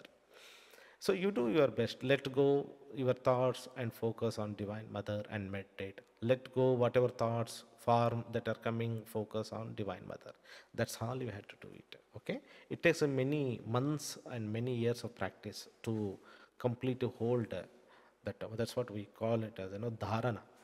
In Patanjali way, it is not easier. It takes a lot of effort to hold a one pointed concentration. When you achieve one pointed concentration, then you can hold one form, for few seconds, few minutes, or the sometimes few, hours also, where the greater, the higher level. Okay, but it is all not necessary. What you are telling, your love, your devotion, your surrender, your gratitude is more than sufficient. Okay, form comes and goes. The day will come, Divine Mother will show, and then she shows her real form. Her real form is formless. The real form of Matangi is a formless. The real form of Vara is a formless. The real form of Rajarashi Lalitambika is a formless. Real form of Shiva is a formless. And real form of you is also formless. Okay, that is the path. So understand, whether you have a form or not, doesn't matter. Whether you can go beyond that and experience and oneness with you and Divine Mother. You say no, you are telling that. How do I allow Mother Matangi completely absorb in my mind? You see that it is only possible when you drop everything and you just simply there in her consciousness, in her name, in her mantra, with devotion. Okay? So it will happen to you, don't worry. Next question from the same ID number. I want to do what pleases Divine Mother. How do I know whether my thoughts and actions are according to her? No, it is not about the thought and actions. It's our intention. Remember, your intention is more important than the thoughts and actions. If your intention is good, with a devotion, with a love for her, whatever thought actions, don't worry, slowly it will streamline to the your intention. So you should have a good intention. Mother, I want to surrender myself to you. I belong to you. I am yours.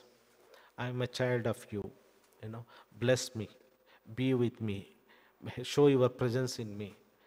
Help me. Guide me. Guide my intellectual ability. Guide my mind. Guide my behavior. Guide my thoughts. Guide my actions. That should be your prayer, and things will be taken care. Okay. Next question from ID number 984. Guruji, I am practicing Shodasa Titinitya Sadhana that I took from you in Bangalore in 2019. I prefer the inner meditation rather than the meditation on the yantra. Could you please give guidance for the inner practice of the mantras?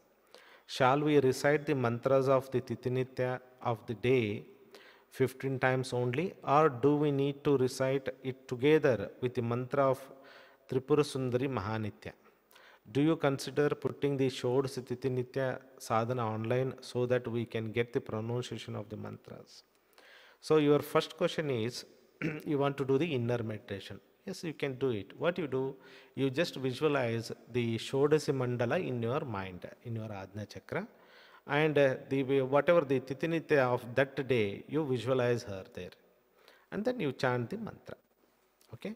So for example, today is the Pratipada, first day. I need to worship Kameshwari Nitya. So I visualize the mandala.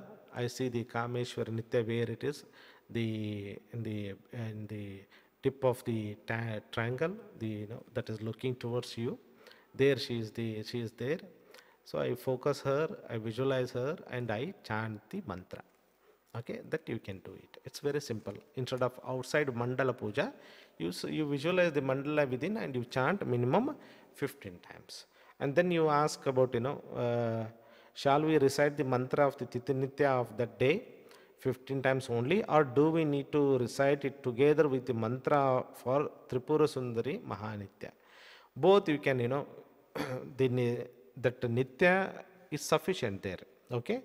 Because when you are doing the Sri Vidya sadhana, again you are doing the Mahanitya sadhana also. Panchadashi you are doing, Shodasi you are doing, Shiva Saubhagya Shodasi you are doing. Okay, that is not necessary. But if you want, if you have time, you can chant the Mahanitya, Tripura Sundari Mahanitya also. Do you consider putting the Shodas Titinitya sadhana online so that we can get the pronunciation of the mantras? Really, we don't have any plan about that. If you have any issues with any mantra, you send me. I try to write down the pronunciation. Any mantra, I cannot tell to all mantras that are there. But if you have any one mantra, you can, or you can send me any question related to this mantra. I will guide you one or two videos that can be helpful for you, the pronunciation. Okay. During the past week, I had several times the word Digambara coming insistently to my mind. I did not know the meaning of the word. I had to go and check the Google, and I discovered it is the name of one avatar of Sri Dattatreya. I understand there must be a message from Dattatreya. Could you please provide me guidance on what I should do? Should I recite a mantra or do something else? You should recite this mantra. Digambara, very powerful mantra. Actually, I was preparing this Dattatreya course from past 1 month. I was meditating on him and making the course and all the things. Whatever I have done, what are the things, mantra I have done, I was doing that course. Sometimes whatever I meditate, some of my students catch the vibration of that, what I'm doing the sadhana, intensifying doing the sadhana. I think you are also catching this mantra. There is a one mantra we call Digambara, Digambara, Sripada Vallabha Digambara. It is the, in the Datta Parampara, so one of the Maha Mantra of avatar of Dattatreya. Okay. So what is Digambara? Digambara means Dik plus Ambara. Dik means the direction. Ambara means sky. The Ambara don't have any direction. It is everywhere. It shows the infinity consciousness. It shows the truth consciousness. It shows the awareness, pure awareness. It shows the cosmic consciousness. It shows the totality. Digambara means that. There we chant Digambara Digambara Sripada Vallabha Digambara. Digambara means you infinity consciousness. Infinity consciousness. Come in the form. In the form is what? Sripada Vallabha. As avatar he has that pure consciousness, cosmic consciousness manifested in a human form, came as avatar on this earth, performed the miracles, guided the humanity, and again go back to Digambara, go back to the cosmic consciousness. So that is a mantra, Digambara, Digambara, Sripada Vallabha, Digambara. Okay, Digambara means that positive, that infinite consciousness, the pure consciousness, truth consciousness, infinite dimension. Okay, so that you might have received it. So it is a great blessing for you that Lord Dattatreya has blessed you, or you could able to access the divinity of Datta or his blessing and all of that. It is a great blessing for you. Okay, so you can chant this mantra Digambara with understanding. Digambara means that spiritual truth consciousness. Digambara means yourself, your soul, your identity. Okay, how we say Shiva, how we say Krishna, how you say that. That is a meaning is Digambara. Okay. Next question from ID number 1500. Sri Vidya level 5. Pranam Guruji. As Sreem represents Lakshmi, what deity represents Sauma? It represents Bala Tripura Sundari, Lalitambika. Okay. Paravidya we call it, formless form of Lalitambika or formless form of Bala. Okay. Next question from the same ID number. In Sri Yantra, there are 9 avarnas, and it is said that each avarna is linked to one chakra of human body, and according to human body is also said to be Sri Yantra. But it is not clear how they are linked. For example, the Shodasa Dala Padma of Sri Yantra, there are 16 triangles where its corresponding chakra Swadhisthana has 4 petals. You see that in Sri Vidya, Sri Chakra Puja, we have a detailed course. I think you have not attended, where we include 2 more chakras below the Mooladhara, Vishu and Kula Chakra. Okay, that Vishu and Kula Chakra, when you connect them to the Sri Yantra, then you have a 9 avarnas and 9 chakras. So I think you are connecting in a wrongly here, Sri Yantra and all of that. That's a one way that first you need to learn the course, then you are eligible to ask the questions about that course. Okay. Second thing is you need to understand that we have a 543 chakras. Okay, according to one of the yogic parampara, that is the thing. So here when you say chakra, it is a big way. It is not just it is a major chakra you are telling. You are not including the what are the minor chakra and micro chakras. Okay, so human body, human chakras represent not just the petals and the connecting to the triangles or the the petals of the Sri Yantra. How they are correlating is the conscious level of that chakra, because now you have a Manipura chakra. Even this Manipura chakra is connecting to solar plexus, and this Manipura chakra is also connecting to the pancreas chakra, and then there are many other micro chakra, minor chakras are there. So you simply cannot compare this major chakra to the major of that Sri Yantra. That also you need to understand. But what it is said in Tantra, that the consciousness of this chakra, okay, the energy of this chakra is connected to that avarna of the Sri Yantra. That you need to understand. So you are going to access the consciousness this through the Sri Yantra, or Sri Yantra is a representation of this consciousness, this energy, that you need to understand. Okay. Next question from ID number 1389. The question: lately I am experiencing active lower chakras all the time, especially Mooladhara, Swadhisthana and Manipura. This is new and I don't know what to make out of it. It's not uncomfortable, but I'm conscious of it constantly. On the other hand, if I pay attention, I can tell all the chakras are budging constantly except Sahasrara. Sahasrara is active in some moments of meditation, but I cannot feel it even if I try for the rest of the day. What do you think about it? You see, your job is not to worry about the chakras at all. You need to understand. Depending upon the karmas, depending upon the your situation, depending upon your mind level, depending upon your emotional level, different chakras get activated. In a spiritual level, it is more of a sahasrara than lower chakras. And some people don't feel lower chakras, only they feel sahasrara. Some people only they feel these four chakras, but they don't feel lower chakras. Some people like this, some people feel two of lower chakra, some people two of higher chakra. Some people don't feel any chakras, but still they get self-realized, God realized. You need to understand this. This is a feeling is a one of the ability to experience your inner word, your inner being. That's all. It has nothing to do with anything. So please don't worry about what chakra is what and all of that. When you are anger, you see the what are the chakras are active. Try to explore when you are anger what chakras are getting active. What happens to your Ajna chakra? Okay, what happens to your lower chakras? Like this, in a different. When you are happy, what chakras are active? When you are very depressed, what chakras are active? When you are hurt, you are closing yourself from the. When you feel guilty, you are closing yourself. What chakras are active? So chakras are reacting every moment differently. If I go to the temple, my chakras are different. If I go to cremation ground, my chakras are very different. If I go to the place where I don't like it, my chakras behavior is very different. If I meet a person I love it, my chakras behavior is very different. If I meet a person I hate it, my chakras behavior is very different.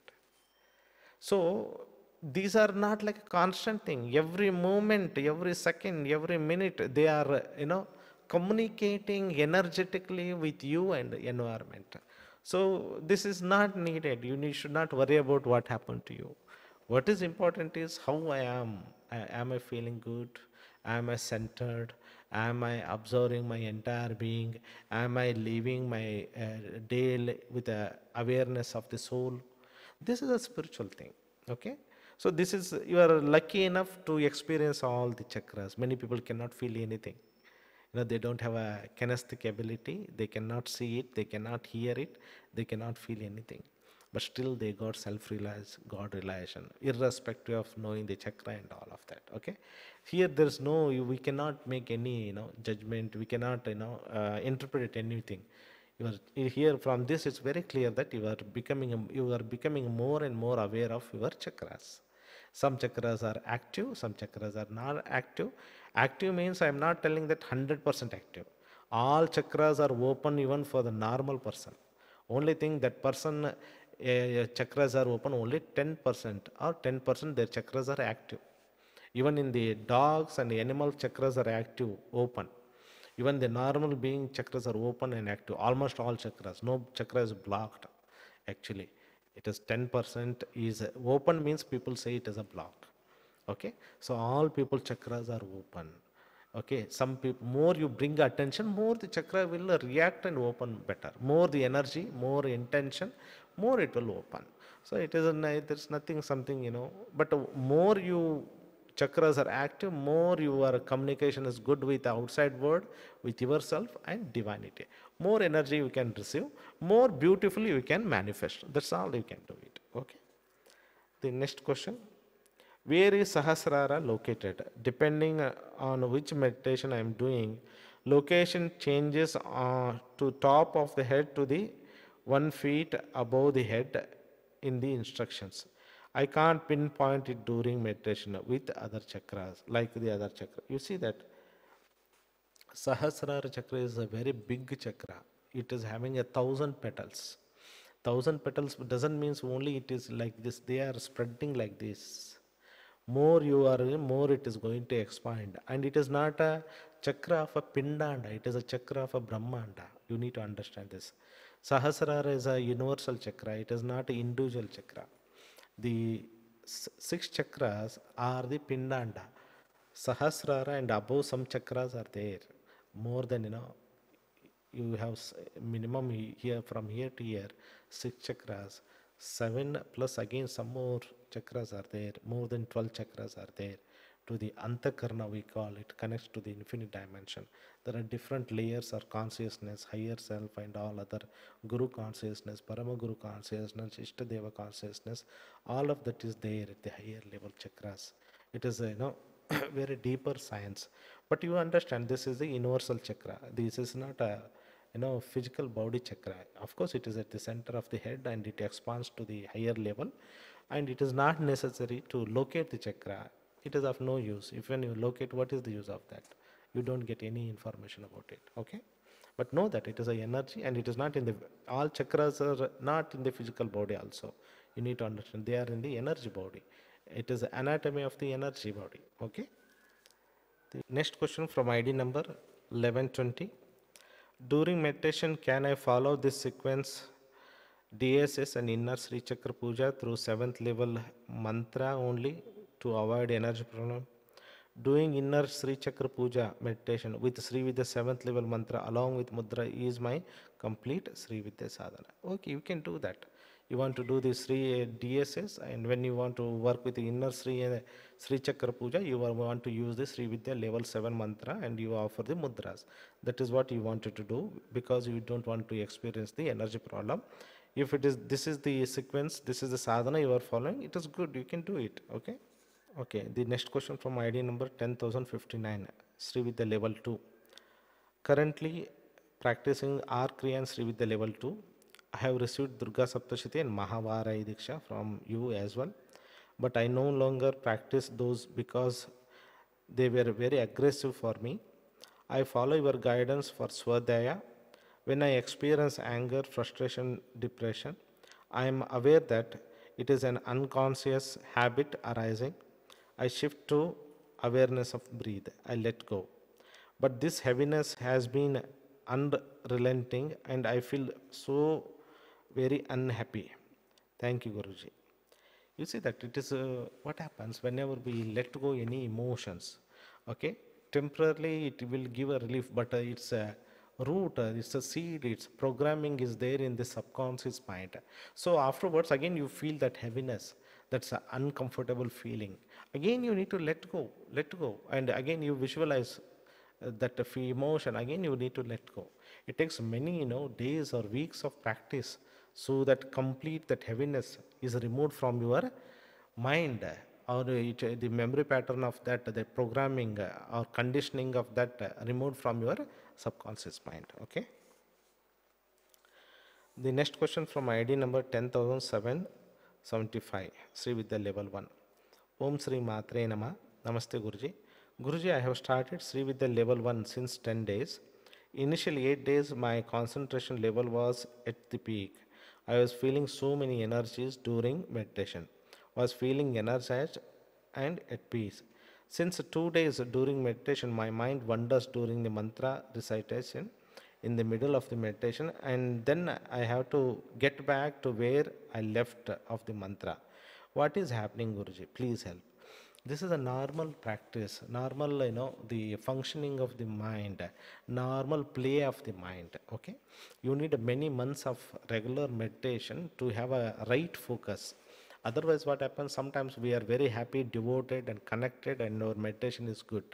Otherwise some other time what happens, we are too much involved with our family problems, job problem. What happens when we sit our meditation, those things will come and our mind will be drawn there. And the moment we go there, and suddenly we remember, oh, I was doing the meditation, again it will come back. So this is the normal problem for all the householders, and it takes some time for you.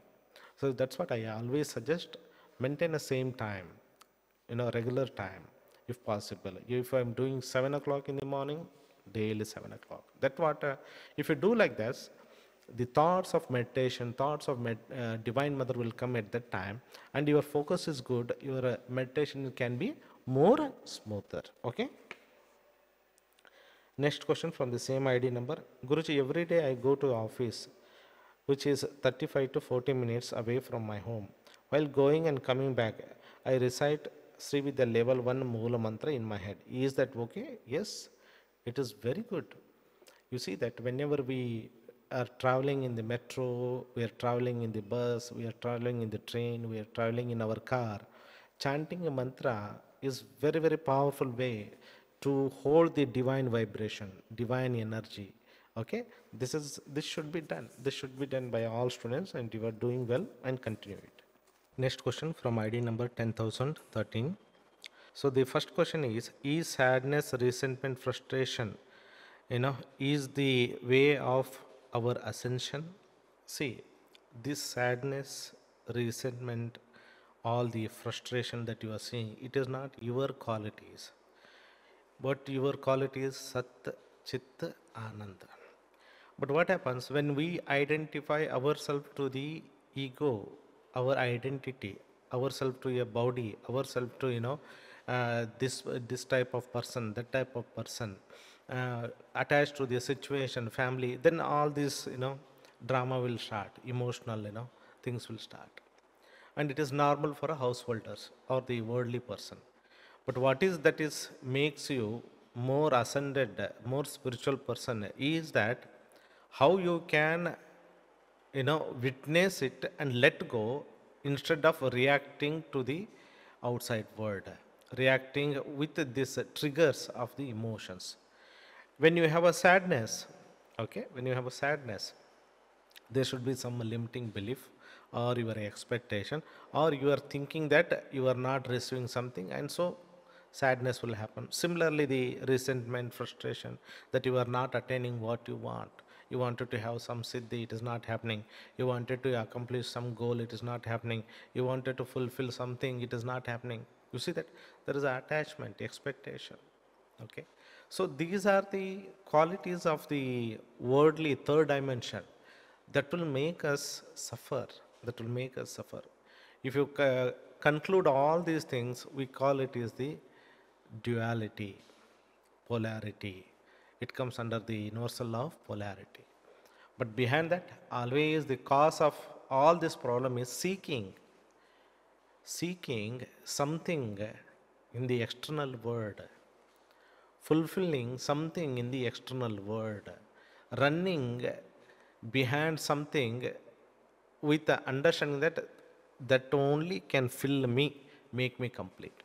Okay, so that is what the all this illusion we have. So once we have the sadness, just be aware why the sadness, why it is happening, what is the thoughts behind that, what is the expectation behind that, what is the beliefs, what is the conditioning. If you are aware of all of that and you let go, then what happens? Sadness cannot be there for more than few seconds or few minutes. It will just go, and then again you come back to your real nature, that is Sat, Chit, Ananda. You are that peaceful, blissful awareness, and all these emotions like a sadness, resentment, like a clouds coming and going, coming and going. But you are not doing anything. You are just witnessing, let go. Witness, let go. You are not doing anything for whatever that is happening inside your emotions, thoughts, especially negative emotions, negative thoughts. You just witness, observe, let go. Doing nothing, only the solution you need to understand. Once you start understanding what happens, you are not going to react to the negative thoughts, negative emotion. You just observe, that's all. And you don't attach, and you don't make any judgment out of that negative response, negative emotion, why it is happening to me. I am, then why it is me, why I am suffering. All those things create again one more problem. So this is the path of ascension, where first you need to liberate your mind. Liberate yourself from negative emotions, negative thoughts, negative beliefs. How you can liberate? That is the main important. Not doing anything inside. Just observe, let go. Observe, let go. That's all you have to do it. So it's the path of ascension. More you do it, you will be surprised that you are already free. All these things are just a clouds come and go, they cannot touch you, and you go to the one more step of ascension, where you see that I am Sat, Chit, Anand, always there.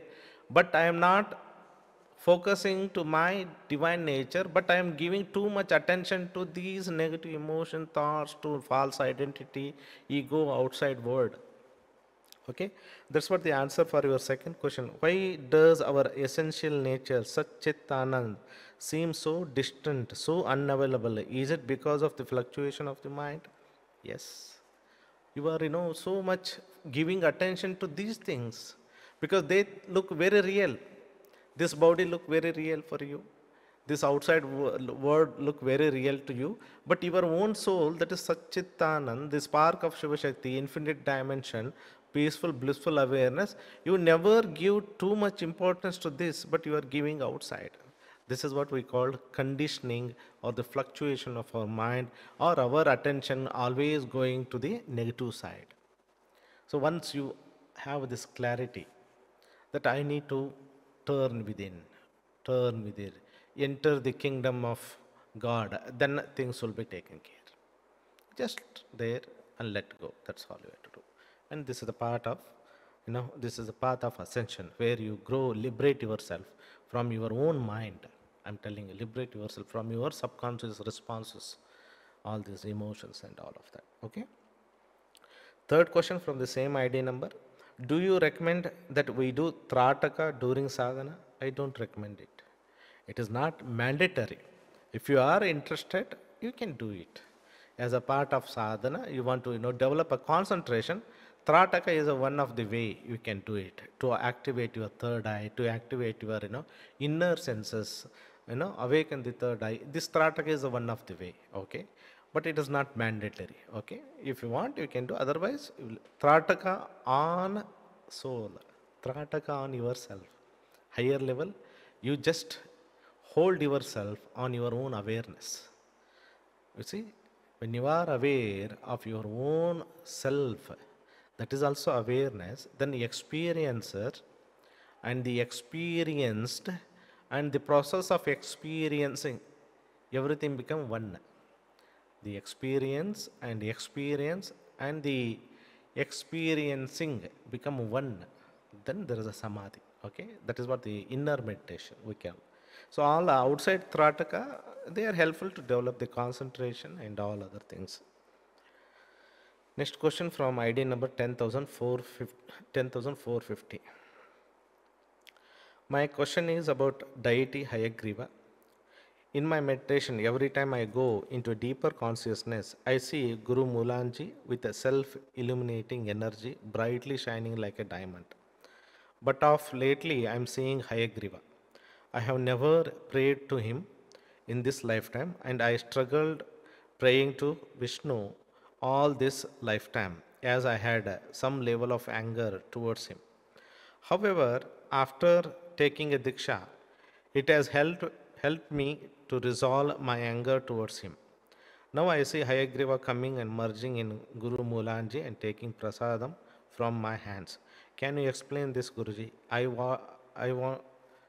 want know what is the significance and Hayagriva and all of that. You see that whenever we meditate, we receive the grace of many masters, we receive the grace of many deities, we receive the grace of many, people or saints and all of that. So this is what happening to you. Hayagriva, you have not worshipped in this lifetime, but you are receiving his grace, guidance means you might have worshipped in your past life. And when you are on the right path, you see that you have a trouble with Vishnu, and now it is cleared with the Srividya sadhana. Now you are centered in your own soul. You are practicing better. Now you are receiving the grace of Lord Hayagriva, the truth consciousness. Hayagriva is the greatest master, the greatest boon giver, greatest Siddhidayaka. I am telling you, the highest knowledge is given by the Hayagriva. Okay, that's what the Lord, this Agastya Muni went to the Lord Hayagriva. He received the Lalita Sahasranama by the grace of Lalita Ambika. So Hayagriva is very much connected. He is a representation of the Vedas. Okay, so there is his grace is coming to you. You are blessed. You just know that he is telling that you might have worshipped him in your in your last life or past life. Now he coming and blessing and telling you that you are on the right path. You see, you are telling that, he is receiving a Mulanji and he is taking a prasadam from your hands. Means they like your devotion, they like your surrenders, they like your gratitude. They are receiving all of that. It's a prasad is a blessing. So blessing means it is a higher emotion like a gratitude, devotion, love, surrenders. Okay, that they are receiving. So you are blessed with that. Next question from the same ID number. Also during chakra meditation of lately, I started seeing Shodasi sitting on Shiva in a lotus. What does C signify? I am still doing level 5. It is a blessing. You see that now you are about to reach level 6. So mother is already attracting you, telling that you are ready, prepared, to receive me. I am ready to receive you. That is what this Shodas is showing, that she is the one with Shiva, and she is blessing you on the lotus. They are sitting and they are blessing you.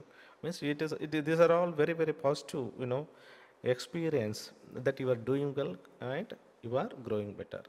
Can we incorporate level 5 Moola Mantram in Homam? Yes, all Sri with the level 1 to 7, as much as you include them. When you are practicing level 5, you also do level 5 Homam or Havana. When you practice in level 6 Havan. Practicing level 4 Havan. So more you do, more pull that energy, you absorb more of that mantra shakti.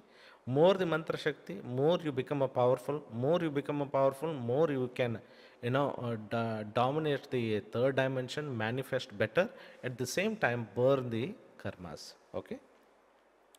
Next question from ID number 10,535. Durga Saptashi and Sri Vidya level 3. Namaskar Guruji, I am currently initiated into Sri Vidya level 3 in Durga Saptashati. I am not able to maintain exact same time for my meditation on daily basis because of my work. I sometimes do my meditation in the morning and sometimes in the evening. Is it mandatory to be particular with the time every day? It is not mandatory.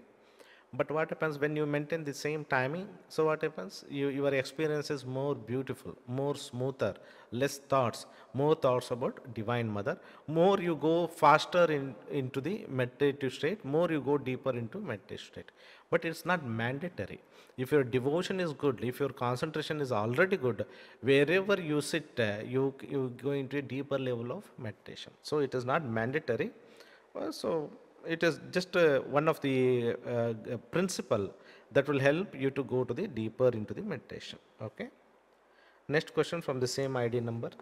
Dear Guruji, last month I had an experience at around 3:30 to 4 a.m. where after 2 to 3 days of regular sleepless nights, on the fourth night again, when I woke up, I prayed to Mata and my Guru Parampara to protect me and resolve this issue. I started Sri Lalita Sahasranama on my mobile and slept again. In the same early morning, I suddenly woke up and sat on my bed crossed legs. When I looked back, I saw my body sleeping on the bed. I involuntarily started to chant Om with my eyes closed, and suddenly my spine became very hot, and I could feel an immense beam of brightest golden light hitting my Sahasrara and fill my head and body with golden light while I couldn't move. It lasted for about a minute or two, then I slept again into my body and then woke up after 2 to 3 hours. I felt immensely positive and felt something big had happened. Kindly guide me what happened to me. I cannot forget that night still. You could able to experience your astral body. That's very clear. That you see that you pray to Divine Mother and you pray to Guru Parampara and you slept by playing the Lalita Sahasranama. That intention and prayer helped you to for a Divine Mother to bless you, and Lalita Sahasranama energy filled you, infused you. And then what happens when the higher level of energy comes, and after in the early morning you got up, but you are not aware of your physical body, you are aware of your subtle body, your light body or your astral body, then that is also very beautiful experience that tells you who you are. You are not just a physical body. Beyond the physical body, you have a subtle body, light body, astral body. And when you are in an astral body, when you meditate, you experience what is the energy. Just a simple meditation, what it can do at the astral level, you experience it. That you see the spine, you see the Divine Mother grace flowing to you. All these things really happens to everyone who does this Sri Vidya sadhana. Okay, the people who are psychic ability, whose subtle body is active, astral body is active, light body is active, soul body is active, they can see, they can feel, they can receive the benefit easily. And that is one of the confidence that I am doing it right, and this meditation is helping me tremendously. My normal eyes cannot help me, or my mind cannot help to know the results, the benefits of this meditation. So all of this has happened. You had a astral body experience, you have received the grace of Divine Mother. And one more very important thing is, when you woke up and when you come back to your normal physical body senses, then you know that intuitively that something big has happened. Yes, you have received a special energy, special blessing that is needed for you at that phase of your life. And it is only possible because of your sincere devotion, prayer, and surrenderness to Divine Mother. You are doing well. You have received the blessing of Divine Mother. Okay. Next question from ID number 1025. Guruji, I am experiencing some extraordinary results from past few months. What sankalp or intention I am doing before Sri Vidya Sadhana or Kadgamala Archana, the opposite results of my intention is happening. I am nervous and I stopped doing Havan from last few months back. Kindly help me to get out of this situation. I feel like someone doing something to make my sankalpa in a reverse way. Okay, the results are opposite. So you should not, stop the sadhana. You should again do the sadhana. Okay. So you need to understand, whenever you do the havan, it is not opposite. For example, you might be praying for harmonious relationship in the home. Suddenly it triggers someone, they may fight. And you feel that, oh, I am doing the havan because of harmonious, but outside I am fighting. But what is happening is, it is a clearing that is taking place. There is some clarity is coming because of that, and then slowly it will reduce. And that clarity, that understanding comes, then the fight will be less, and there's more harmony. So don't stop the sadhana. You continue with that. Again, you do it sankalpa. You make a sankalpa. I want to experience peace, harmony, protection, abundance, respect, right understanding, all of that you make a sankalpa, and again you do the havan and pray to Mother, make the experience smoother, so that I can continue my havan, and at the same time see the very good results. With this intention, with this, you start doing, things will change. Remember, it's like a universal law. Whatever energy you put, you get a output like that. It is not that you are getting the positive energy, you are getting very negative results. It is not like this. It's a universal law of cause and effect. Positive energy you are putting, and you are growing the positive things. Either this positive energy releasing the blocks. Those blocks can be, those karmic impression can be temporarily, have a different negative situation created, but long run it is not like that. It's a cleansing process that is taking place, and you understood it as a very different way. Okay, you can continue your sadhana again. Next question from ID number 10116. Recently, I find myself being drawn more and more to Advaita consciousness and non-dual teaching and state of being. Through non-dual teachings, I hear that for enlightenment to happen, the seeker must disappear. And it is the energy of the seeking itself which delays the enlightenment. Since seeking moves you away from the oneness and presence that you already are. How does this fit in how does this fit in with us practicing Sri Vidya? Do we get to a state through our practice where we just give up seeking and then liberation happens? You see that you start this journey to seek a truth. If the desire is not there, then where is the experience? Okay, if I have a desire to eat something, it has to start, journey has to start there. And after some times, you will slowly, with your understanding, you, with your realization, with your clarity, this seeking will drop. So this non-dual teaching is very confusing, I'm telling you. All these people who have been doing the non-dual and Advaita, they have done a lot of practices. You know, either in this life or past life, they have done a lot of practices. They have gone through a lot of frustration, depression, suffering. And then they let go. When they let go, they feel the enlightenment is happening to them. Means they become a block in their own path. They think like that. But they have done the sadhana. Their sadhana is a preparation to receive what they want.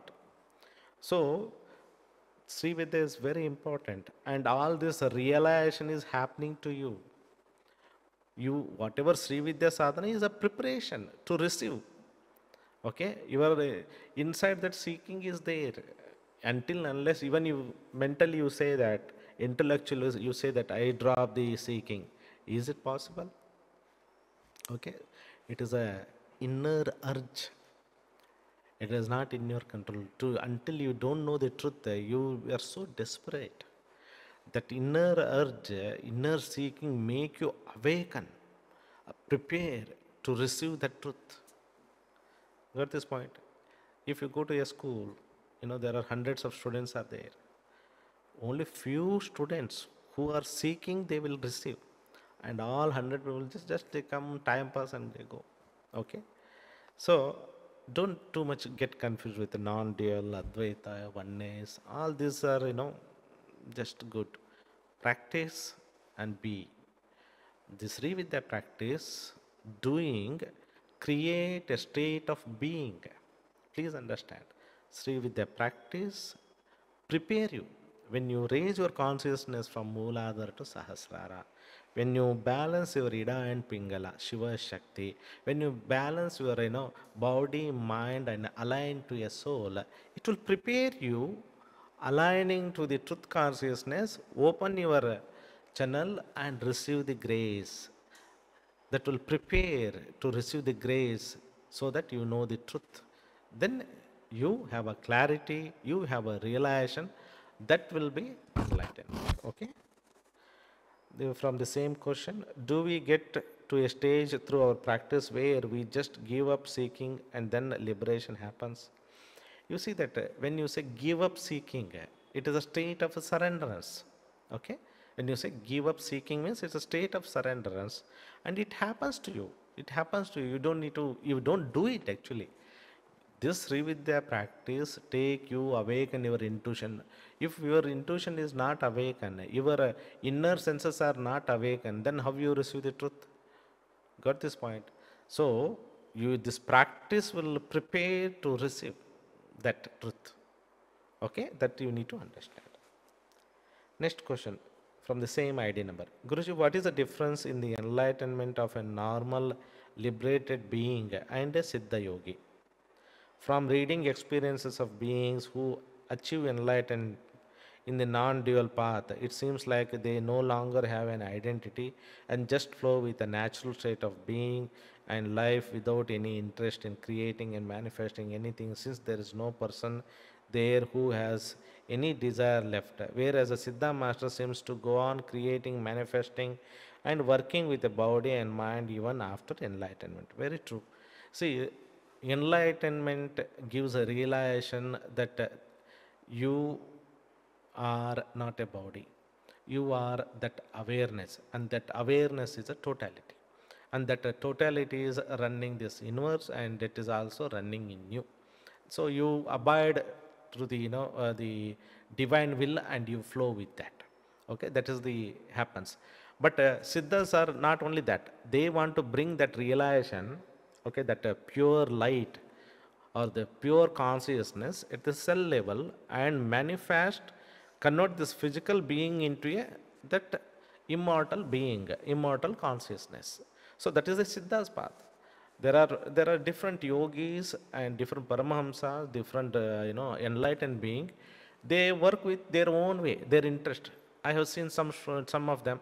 They got enlightenment, they die, finish. They don't want to live.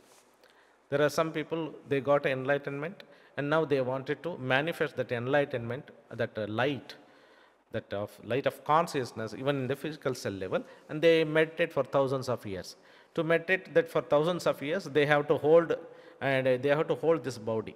To hold this body, they have to go through certain processes, Siddha process. Okay, they work with that. So there are many different ways are there. Siddhas work different yogis. There are many different ways. Why you want to get confused with all of this? Your goal is to realize the truth about yourself.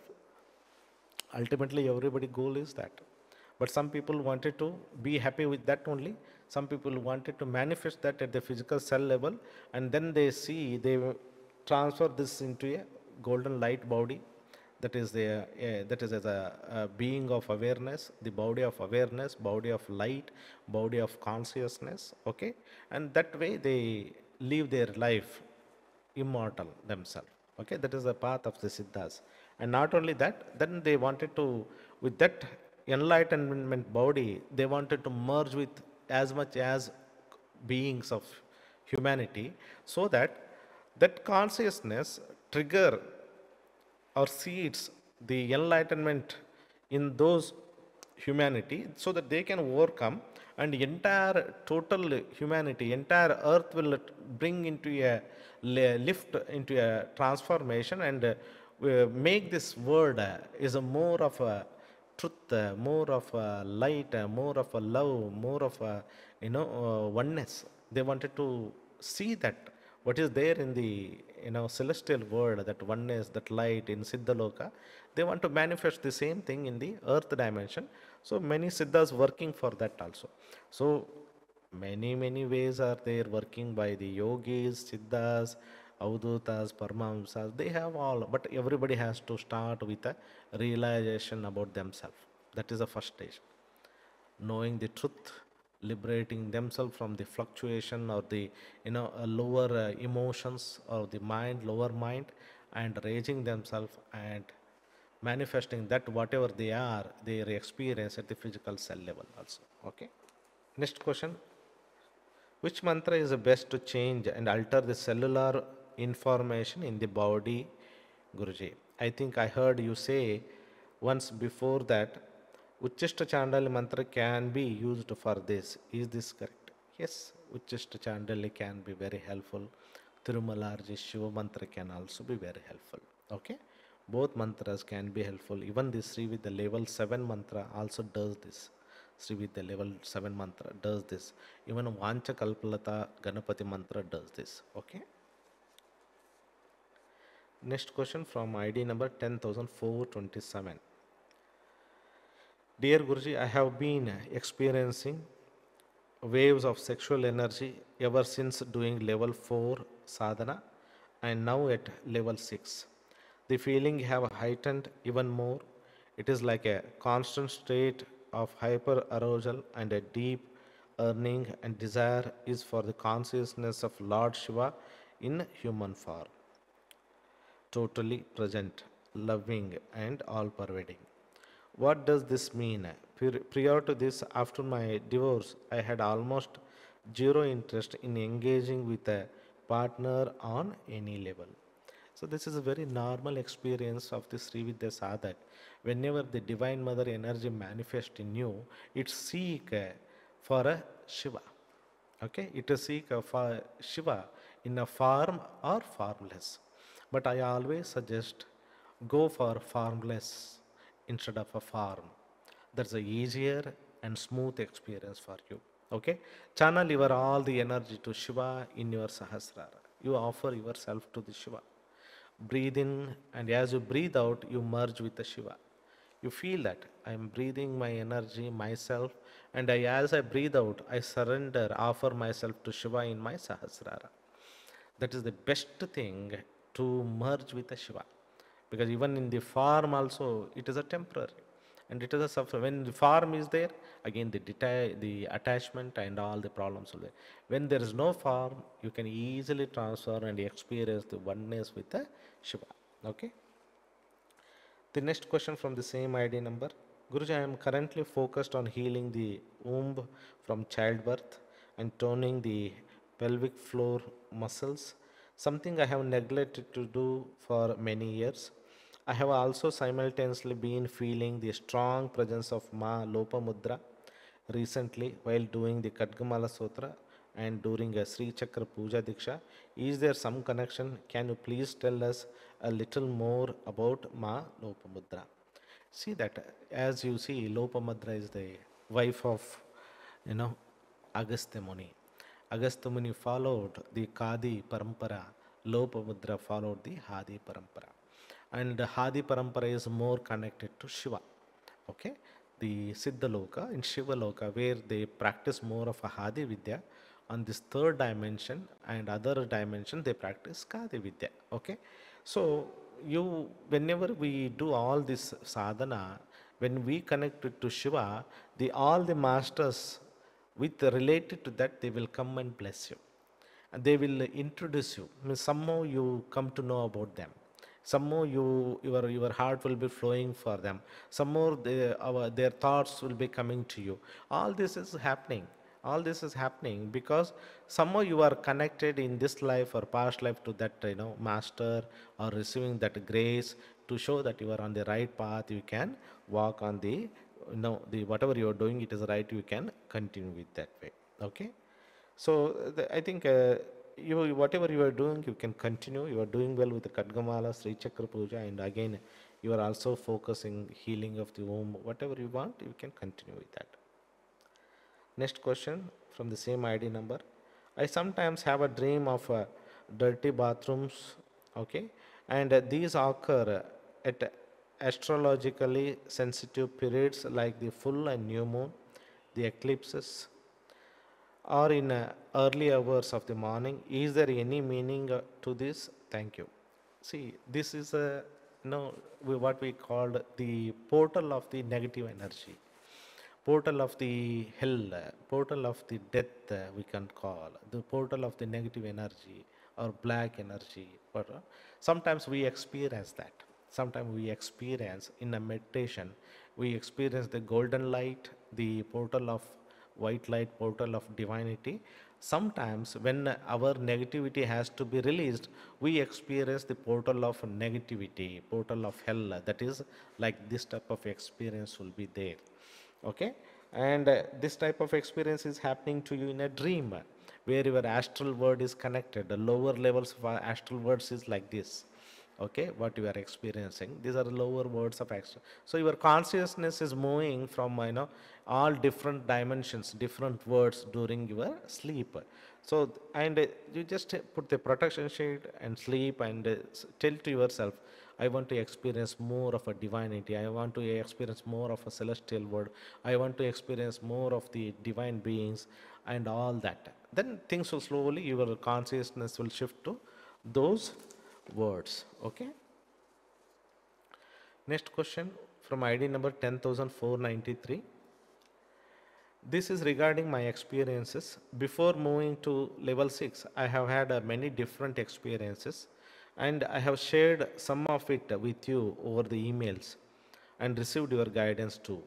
Now I have noticed that same of these experiences do not happen to me. For example, jasmine smell or camphor smell while meditating, hearing Om Nada, etc.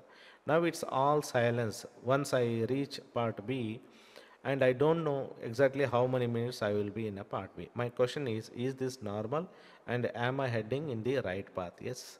You see that whatever you experienced earlier, they are the psychic experiences.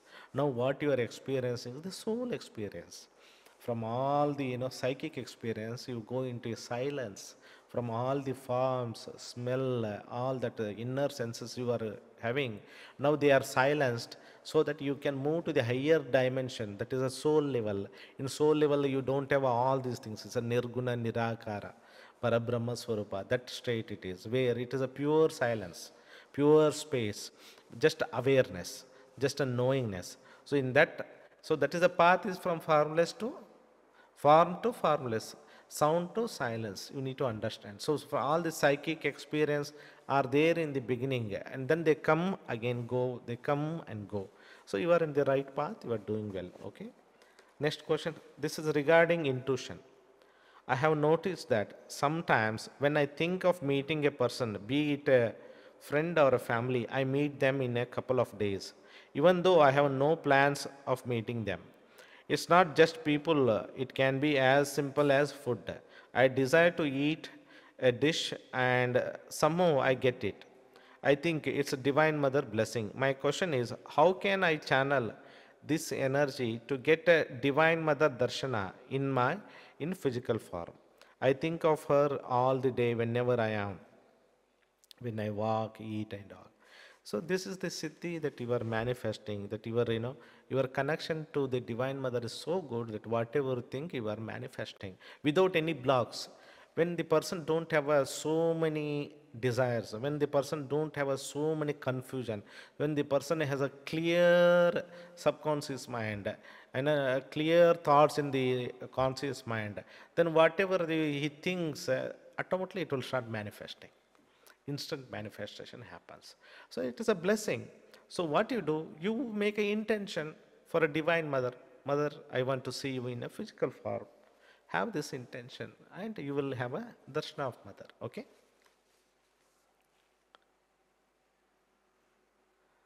Next question from ID number 1453, related to Sri Vidya Havan. Guruji, for Sri Vidya Havan, before offering Purnahuti, there is a part where we offer gratitude to our parents, Kuldevatam, and our Guru, asking them to bless us with the fruits of the Havan. Also, I remember during the class, at the end, we offer all the fruits of the Havan at the feet of Divine Mother. Do we offer the fruits of Havan at the feet of Divine Mother after Purnahuti and saying Om Tat Sat, or before Purnahuti saying Om Tat Sat? It is both together. When you say Purnahuti means I am offering all the my prana as well as the fruits of the heaven together. Om Tat Sat Lalitambika Charna Samarpayami, or Om Tat Sat, I offer all the fruits of this heaven at the feet of Lalitambika. Okay, we do the both of that. Okay, then why do we do this? Initially, we ask our Guru and deity to bless us with the fruits, and then we offer the same fruits at Mother's feet. Because what happens if we did anything wrong? Okay, when we, that is a prayer.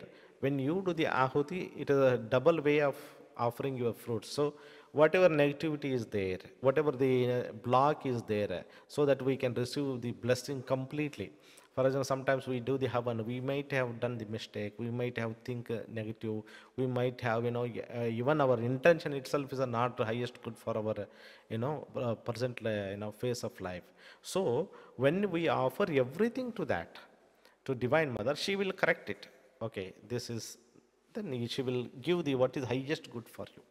That's how we do it. Okay, so this, where the Guru asking them to bless us and all, everything is same. In the Purnahuti we do that, or before also we ask that. So both are same. By offering, it is something, I completed my project and then I hand over to my boss, my team leader, and my team leader see the project and whatever the missing things are, he correct it and then he will say, offer it back to you, and he say, congrats, you have done the, succeeded in the project. And whatever the mistakes are there, they are completed and you are getting the complete manifestation of the project or completion of the project. Similarly, whatever we do the Havan, we offer everything at the feet of Mother. What is the mistakes we have done? What are the things are not needed? She will remove all of that, unwanted things. And she will bless what is right for us. Okay? Then the next question from the same ID number regarding Amma Shivkameshwari as one's Ishta Devata. I have a Linga Bhairavi Yantra at my home. And after 2 years of bringing the Devi to the home and worshipping her, I developed an immense interest in Sri Vidya Sadhana. And I feel extremely lucky that I somehow ended up taking a Sri Vidya Diksha in this Guru Parampara of Mahasiddhartha Thirumalarji. I feel this to be her grace, and ever since that I have considered Mother Linga Bhairavi as my Ishta Devata. However, Guruji, while enrolling for upcoming Soundarlahari workshop, in the video on the website page, you had mentioned that to avoid a mental conflict and confusion, one must always rely and depend on only one form of Divine Mother for everything in life. One stop, one stop running around here and there to different God and Goddess. So is it wrong to change my Ishta Devata now to Sri Mata Lalitambika or to Shivakameshwara, since she is the main mother goddess of our Guru Parampara, to deepen my bond and connection with her? I remember you saying that all God and Goddess in this existence come from the same Divine Mother Lalita Ambika, and she only manifests as everything. However, Guruji, is there a hierarchy among God and Goddesses, and is the Divine Mother Lalita Ambika is highest form of Linga Bhairavi, Devi, and all other Devi and Devatas? I am confused. Please shed some light on this. You see, in the workshop, I always explain that there's only one energy, okay, one consciousness, one truth, and that manifests different at a different level of existence. If I give an example, okay, this body is there. This is made of divine consciousness and energy. The divine energy that is stored after making this body is stored in the below the Mooladhara. We call it as a Kundalini energy. And that Kundalini energy, as it passes through the different chakras, it manifests different forms, different energy, different vibration, different colors. So when it is a before Mooladhara, it is a Dhumavati Shakti, we call it. When it is entered to the Mooladhara, it is a Bhairava Shakti. So like this, it will transfer to the different chakras. Different forms are created, different mantras are created, different yantras are created. Ultimately, it will reach to a last form, Maha Tripura Sundari, Lalita Ambika, Raja Rajeshwara, Sri Mata, source of all consciousness, source of all mantra, yantra, tantra, source of all God and Goddess, everything. Okay, this is a truth. Actually, it is a nameless, okay, formless. So we call it as a Maha Tripura Sundari. You can call it as a Krishna, Rama, and all of that, whatever it is. So this is a formless and nameless. From this, everything is manifested. But where it is, only one energy. Same Kundalini energy goes to Mooladhara, Bhairavi. Before Mooladhara, Swadhisthana. Then it comes different Das Mahavidya. When it comes here, different Mahavidya. Different Mahavidya. According to the tradition, different. In Vaishnava, we call different Vishnu avatars. In Yogic Parampara, different Hakini, Sakini, all those things will call. In Ganapati, we have a different Lord Ganeshas and different chakras. Like this, in a Shakti Parampara, Das Mahavidyas are there, or Sri Vidya Devatas are there. So, one energy, just moving the different chakras, because of the chakra, it's a vibration, it's a energy, it's an aspect, it's a dimension. We call it different mantra, different yantra, different deity. So same, this entire universe is also having a chakras, different dimensions, different energies. For that, we give a one form, one yantra, one mantra. Okay, and we worship it. Ultimately, everything goes from one, it manifests, ultimately merges everything into a one. So that last point, what we call Maha Tripura Sundari, Lalita Ambika, Raja Rajeshwari. Now Linga Bhairavi is there, you can worship it as a Maha Tripura Sundari. That's all. You can worship, as a Linga Bhairavi also. You can see the Linga Bhairavi itself is a Maha Tripura Sundari. There's no problem. There's no problem. For us, it is a different names. It is like a sky. I call it as a Lalita Ambika, you call it as a Linga Bhairavi. Okay, but whether you call, I call, but both are worshipping the same. Okay, don't get confused. There's only one form, only one consciousness, only one energy. Actually, it's not a form, formless form, I'm telling. So one consciousness, one energy. As it move, okay, manifest with a different vibration, different energy, different thing. So different names, mantra, yantras are given. Okay, so don't have any problem. You respect in every god, you should respect. offer your love and gratitude. But if you don't focus on one, it is difficult. Your mind will play, your Mahishasura, inner mind. It get all the tools to make a fool you. It will, when you meditating Linga Bhairavi, Lalitambika will come. When you meditate in Lalitambika, Ganapati will come. So many things will play, it will play. So once you have understanding, all is one, all is one, I am also spark of that, so everything is one only. That is the Advaita. No, Veda Anta. Anta means it's the end of all knowledge. Where it ends, when you reach to the one. When you reach to one. So drop all the things. Drop all the things. Don't have any confusion. Know that there's one energy, one form, one energy, one consciousness, okay, that manifests in a different forms and in a vibration, yantra, mantra, tantra. Whatever I worship, it is ultimately that only. Okay.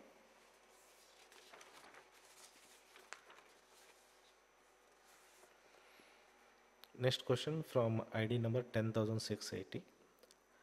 Guruji, due to daily meditation and mantra chanting, heart and body is very calm, peaceful, and becoming more sattvic, but it's hard to handle people around with this quality. I know very well that I can retaliate pretty well, but I am just observing the situation like a Sakshi and remembering Divine Mother Batuka Bhairava Siddham Tirumalarji, moving with Sivoham. How to deal with this? Please help. You see that some situation you need to deal, smartly, not with the intention. For example, sometimes people come to know that you are like a sadhu, you are very spiritual, then they will try to exploit you, take too much work from you, do all of that. So what happens? According to that, you have to react for the situation, for the sake of situation, but not intentionally to hurt someone else. Okay, to just to manage the problem, manage the situation, manage the person, you smartly behave like that. But inside, you don't have intention to hurt anyone, destroy anyone, dominate anyone. So, like this, of course, we have to see all of that as per the situation. You have to do that. Otherwise, people will exploit you. Especially the corporate world. If they know that you are a spiritual person, then many of them will be doing that. Okay. Next question from the same ID number. Guruji, I am highly attached to Batuka Bhairava. Whenever I do the mantra chanting, my body suddenly begins to experience lightness, such comfortness in my chest area. Body is completely relaxed. Mantra is vibrating at the heart center, and I feel like some blue color or some energy is flowing from the top. Please, can you reveal any Siddha technique for the manifestation of Batuka Bhairava in the physical body?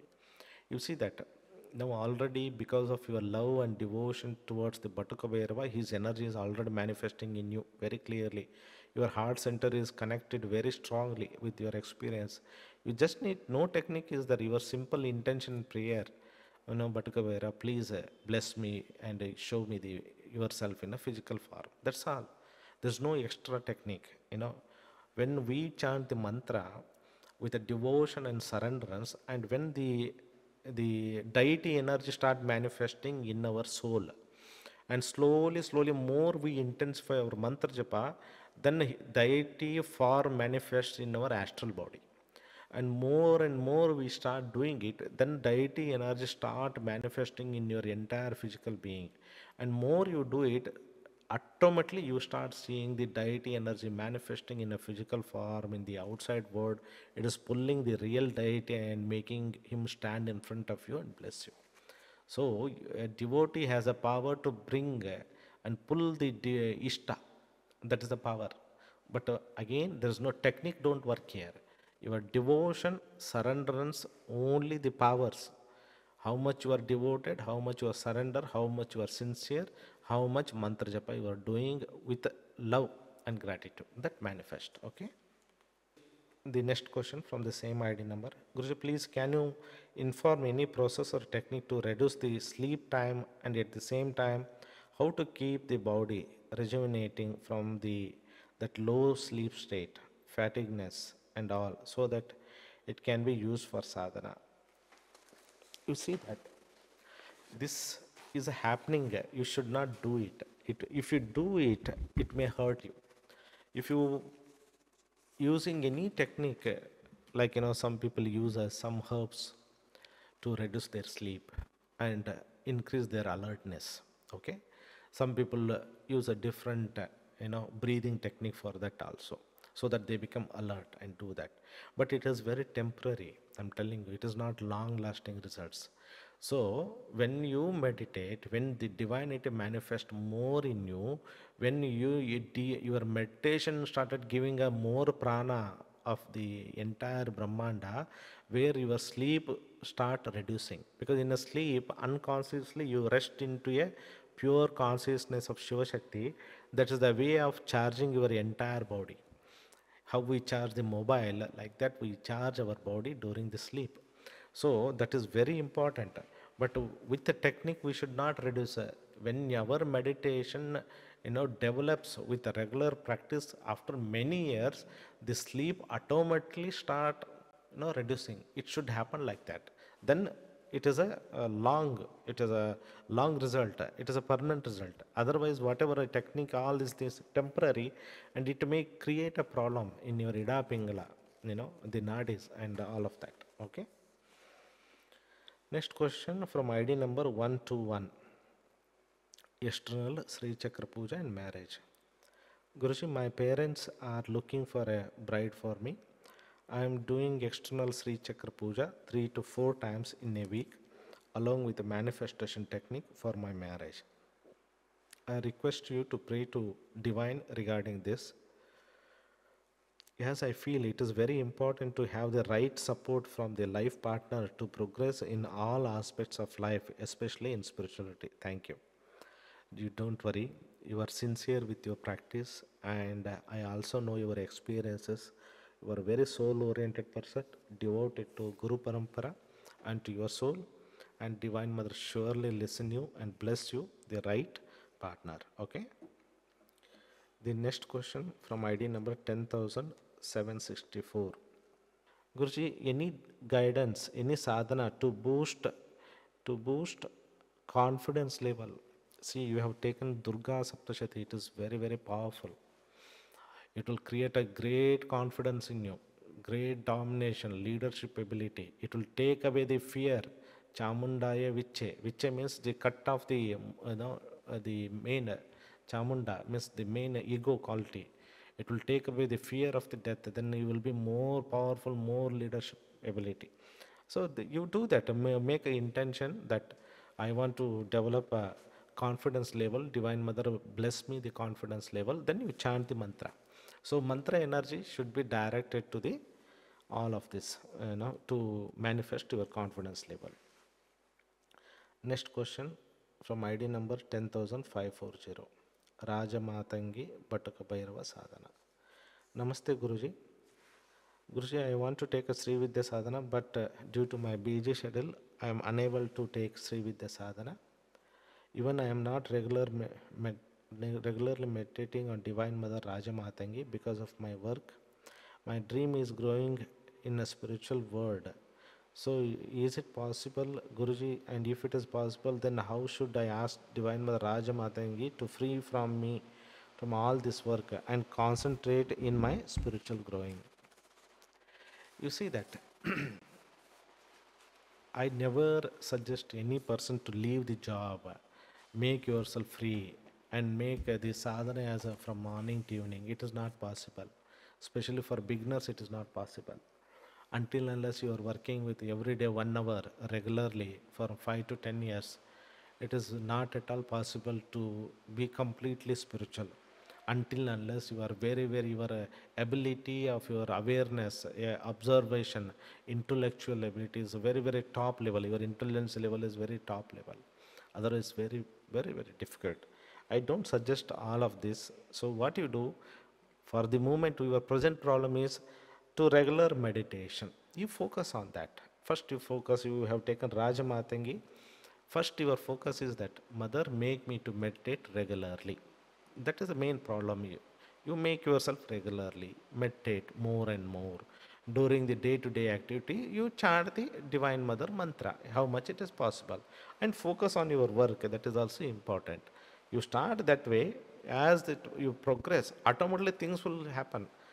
From material world to spiritual world, that shift will take when you started manifesting the divinity in you. When Divine Mother know that you are capable to manage your physical world or material world, at the same time spiritual world, in a best possible way, then she will help you to shift this. But it is not easier. It is a many years of tapasya and your mastery of your emotion, thoughts, your ability to manifest, all that is needed. Okay. Next question from ID number 10645, related to Sri with the level 4 and Arkriya.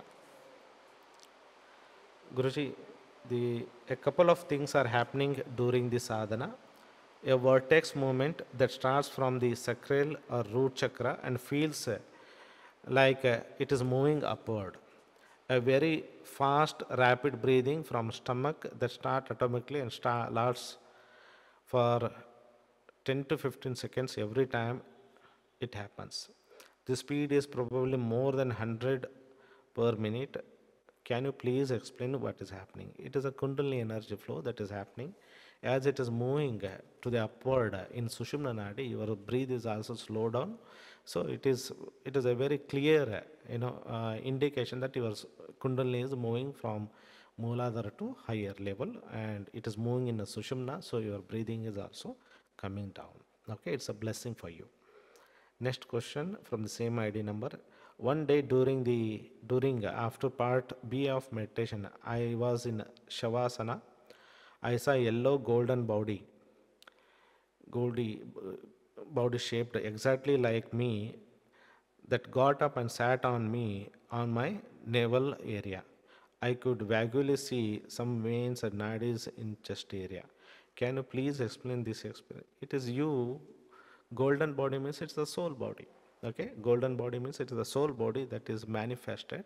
You experience the golden body. Okay, there are two type of soul body. One is a soul with a formless.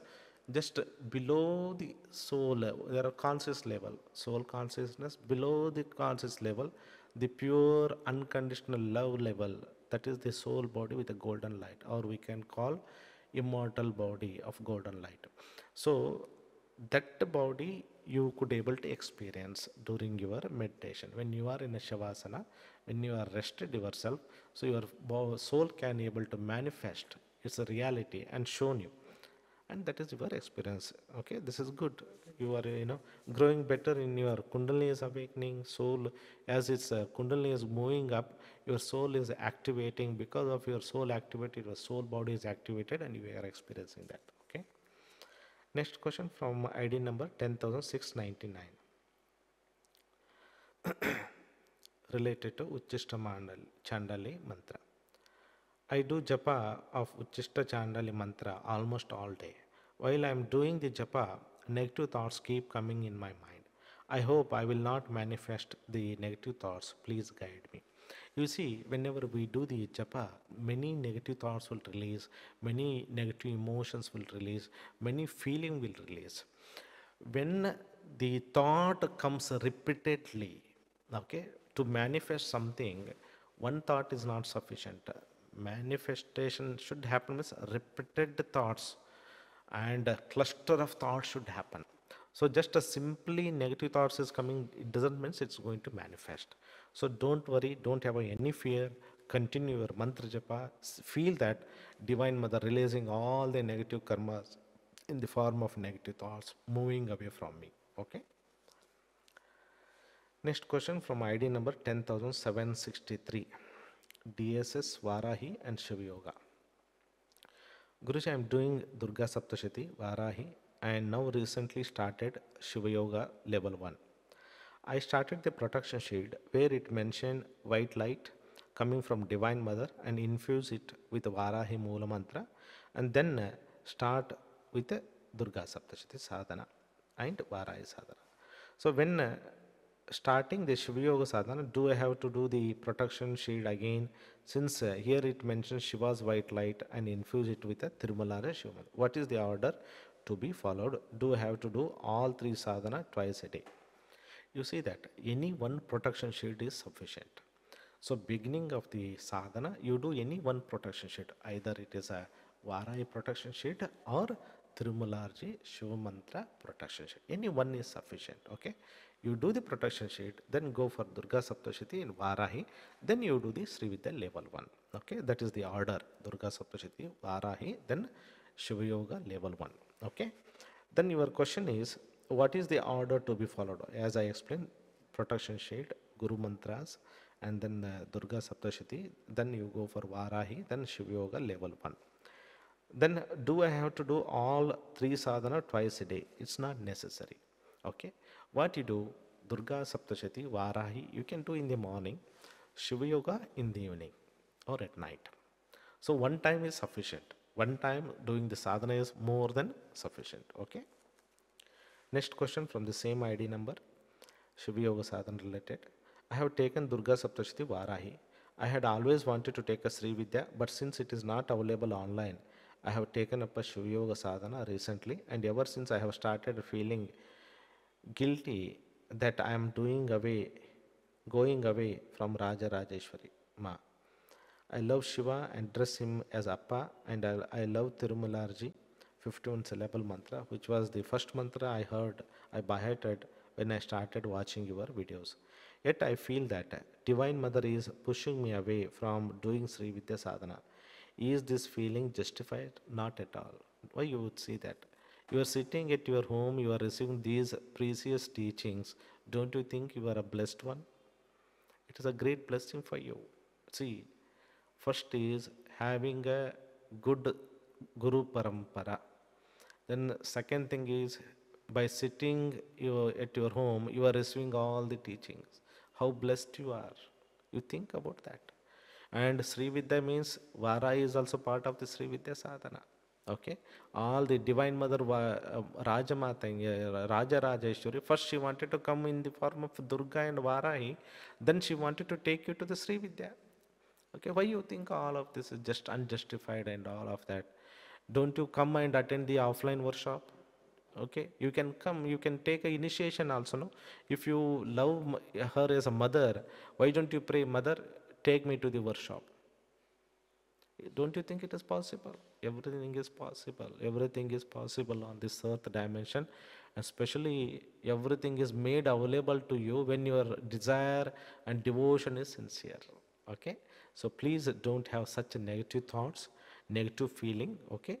Drop all of that. Okay. Mother is guiding and helping you and blessing you. Next question. While doing 1880 under Shiva Yoga Sadhana, the main thoughts that come are that of the Tirumala Shiva Mantra, and slowly I drift to Soham meditation. Is this okay? It's all right. Now you have started in the beginning. Slowly, as you practice, things will be normal and you will start experiencing all the thoughts, feeling, and you go beyond the body, mind to the soul dimension with the Soham meditation. Next question from ID number 889. Guruji, my occupation is energy healer. My direct experience is I am only a vessel, not the doer, and it is effective. Please, can you recommend any best guidance technique or affirmation to increase the effectiveness and embodiment of higher self, Divine Mother? You see that best technique and guidance is your Sri Vidya meditation. More you meditate, more you are centered. More you are centered, more you are aligned, more you are a best vessel for Divine Mother healing. You need to understand that. And your this is the best experience. My direct experience is I am only a vessel. You make this as a mantra. I am only vessel of Divine Mother. I'm just flowing with the guidance of Divine will. This is you have a direct experience that you are a vessel of Divine Mother. That is a very, very powerful experience. I'm telling you, Mother is already given. Remembering that experience, that truth, itself is a technique. Okay, you affirm that only. Okay, that will help you to align. That will make you, that will shift your consciousness from doer to a beingness. Beingness means it's the best thing. It's the best thing. It is a level of highest, energy. Okay, being is highest source consciousness. Okay. Next question from the same ID number. Guruji, throughout my life, I'm having a lot of issues with astral beings, black magic, and drishti dosha. Especially as I'm doing a healing work, my light triggers people that have a lot of negativity also. It is a constant spiritual warfare. I go to temple regularly to do the archana. Please, any guidance from Divine Mother, mantras, or best way to solve constant issues? Will I get a stage with my sadhana where I don't need to do aura or house cleansing, protection sheet, sankalpas again and again every day? Am I lacking the trust? Not at all, not at all. Okay. Since you are in the that profession, so it is a intelligence, it's a best way. You need to put protection again and again.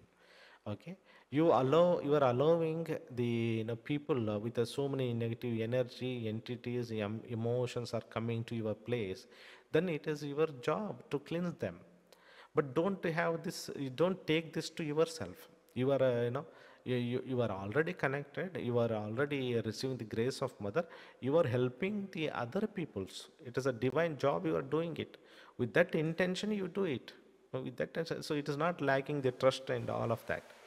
It is how, if I have a physical body, I need to take care of this physical body. I need to take a bath. I need to dress it. I need to have a good food for this.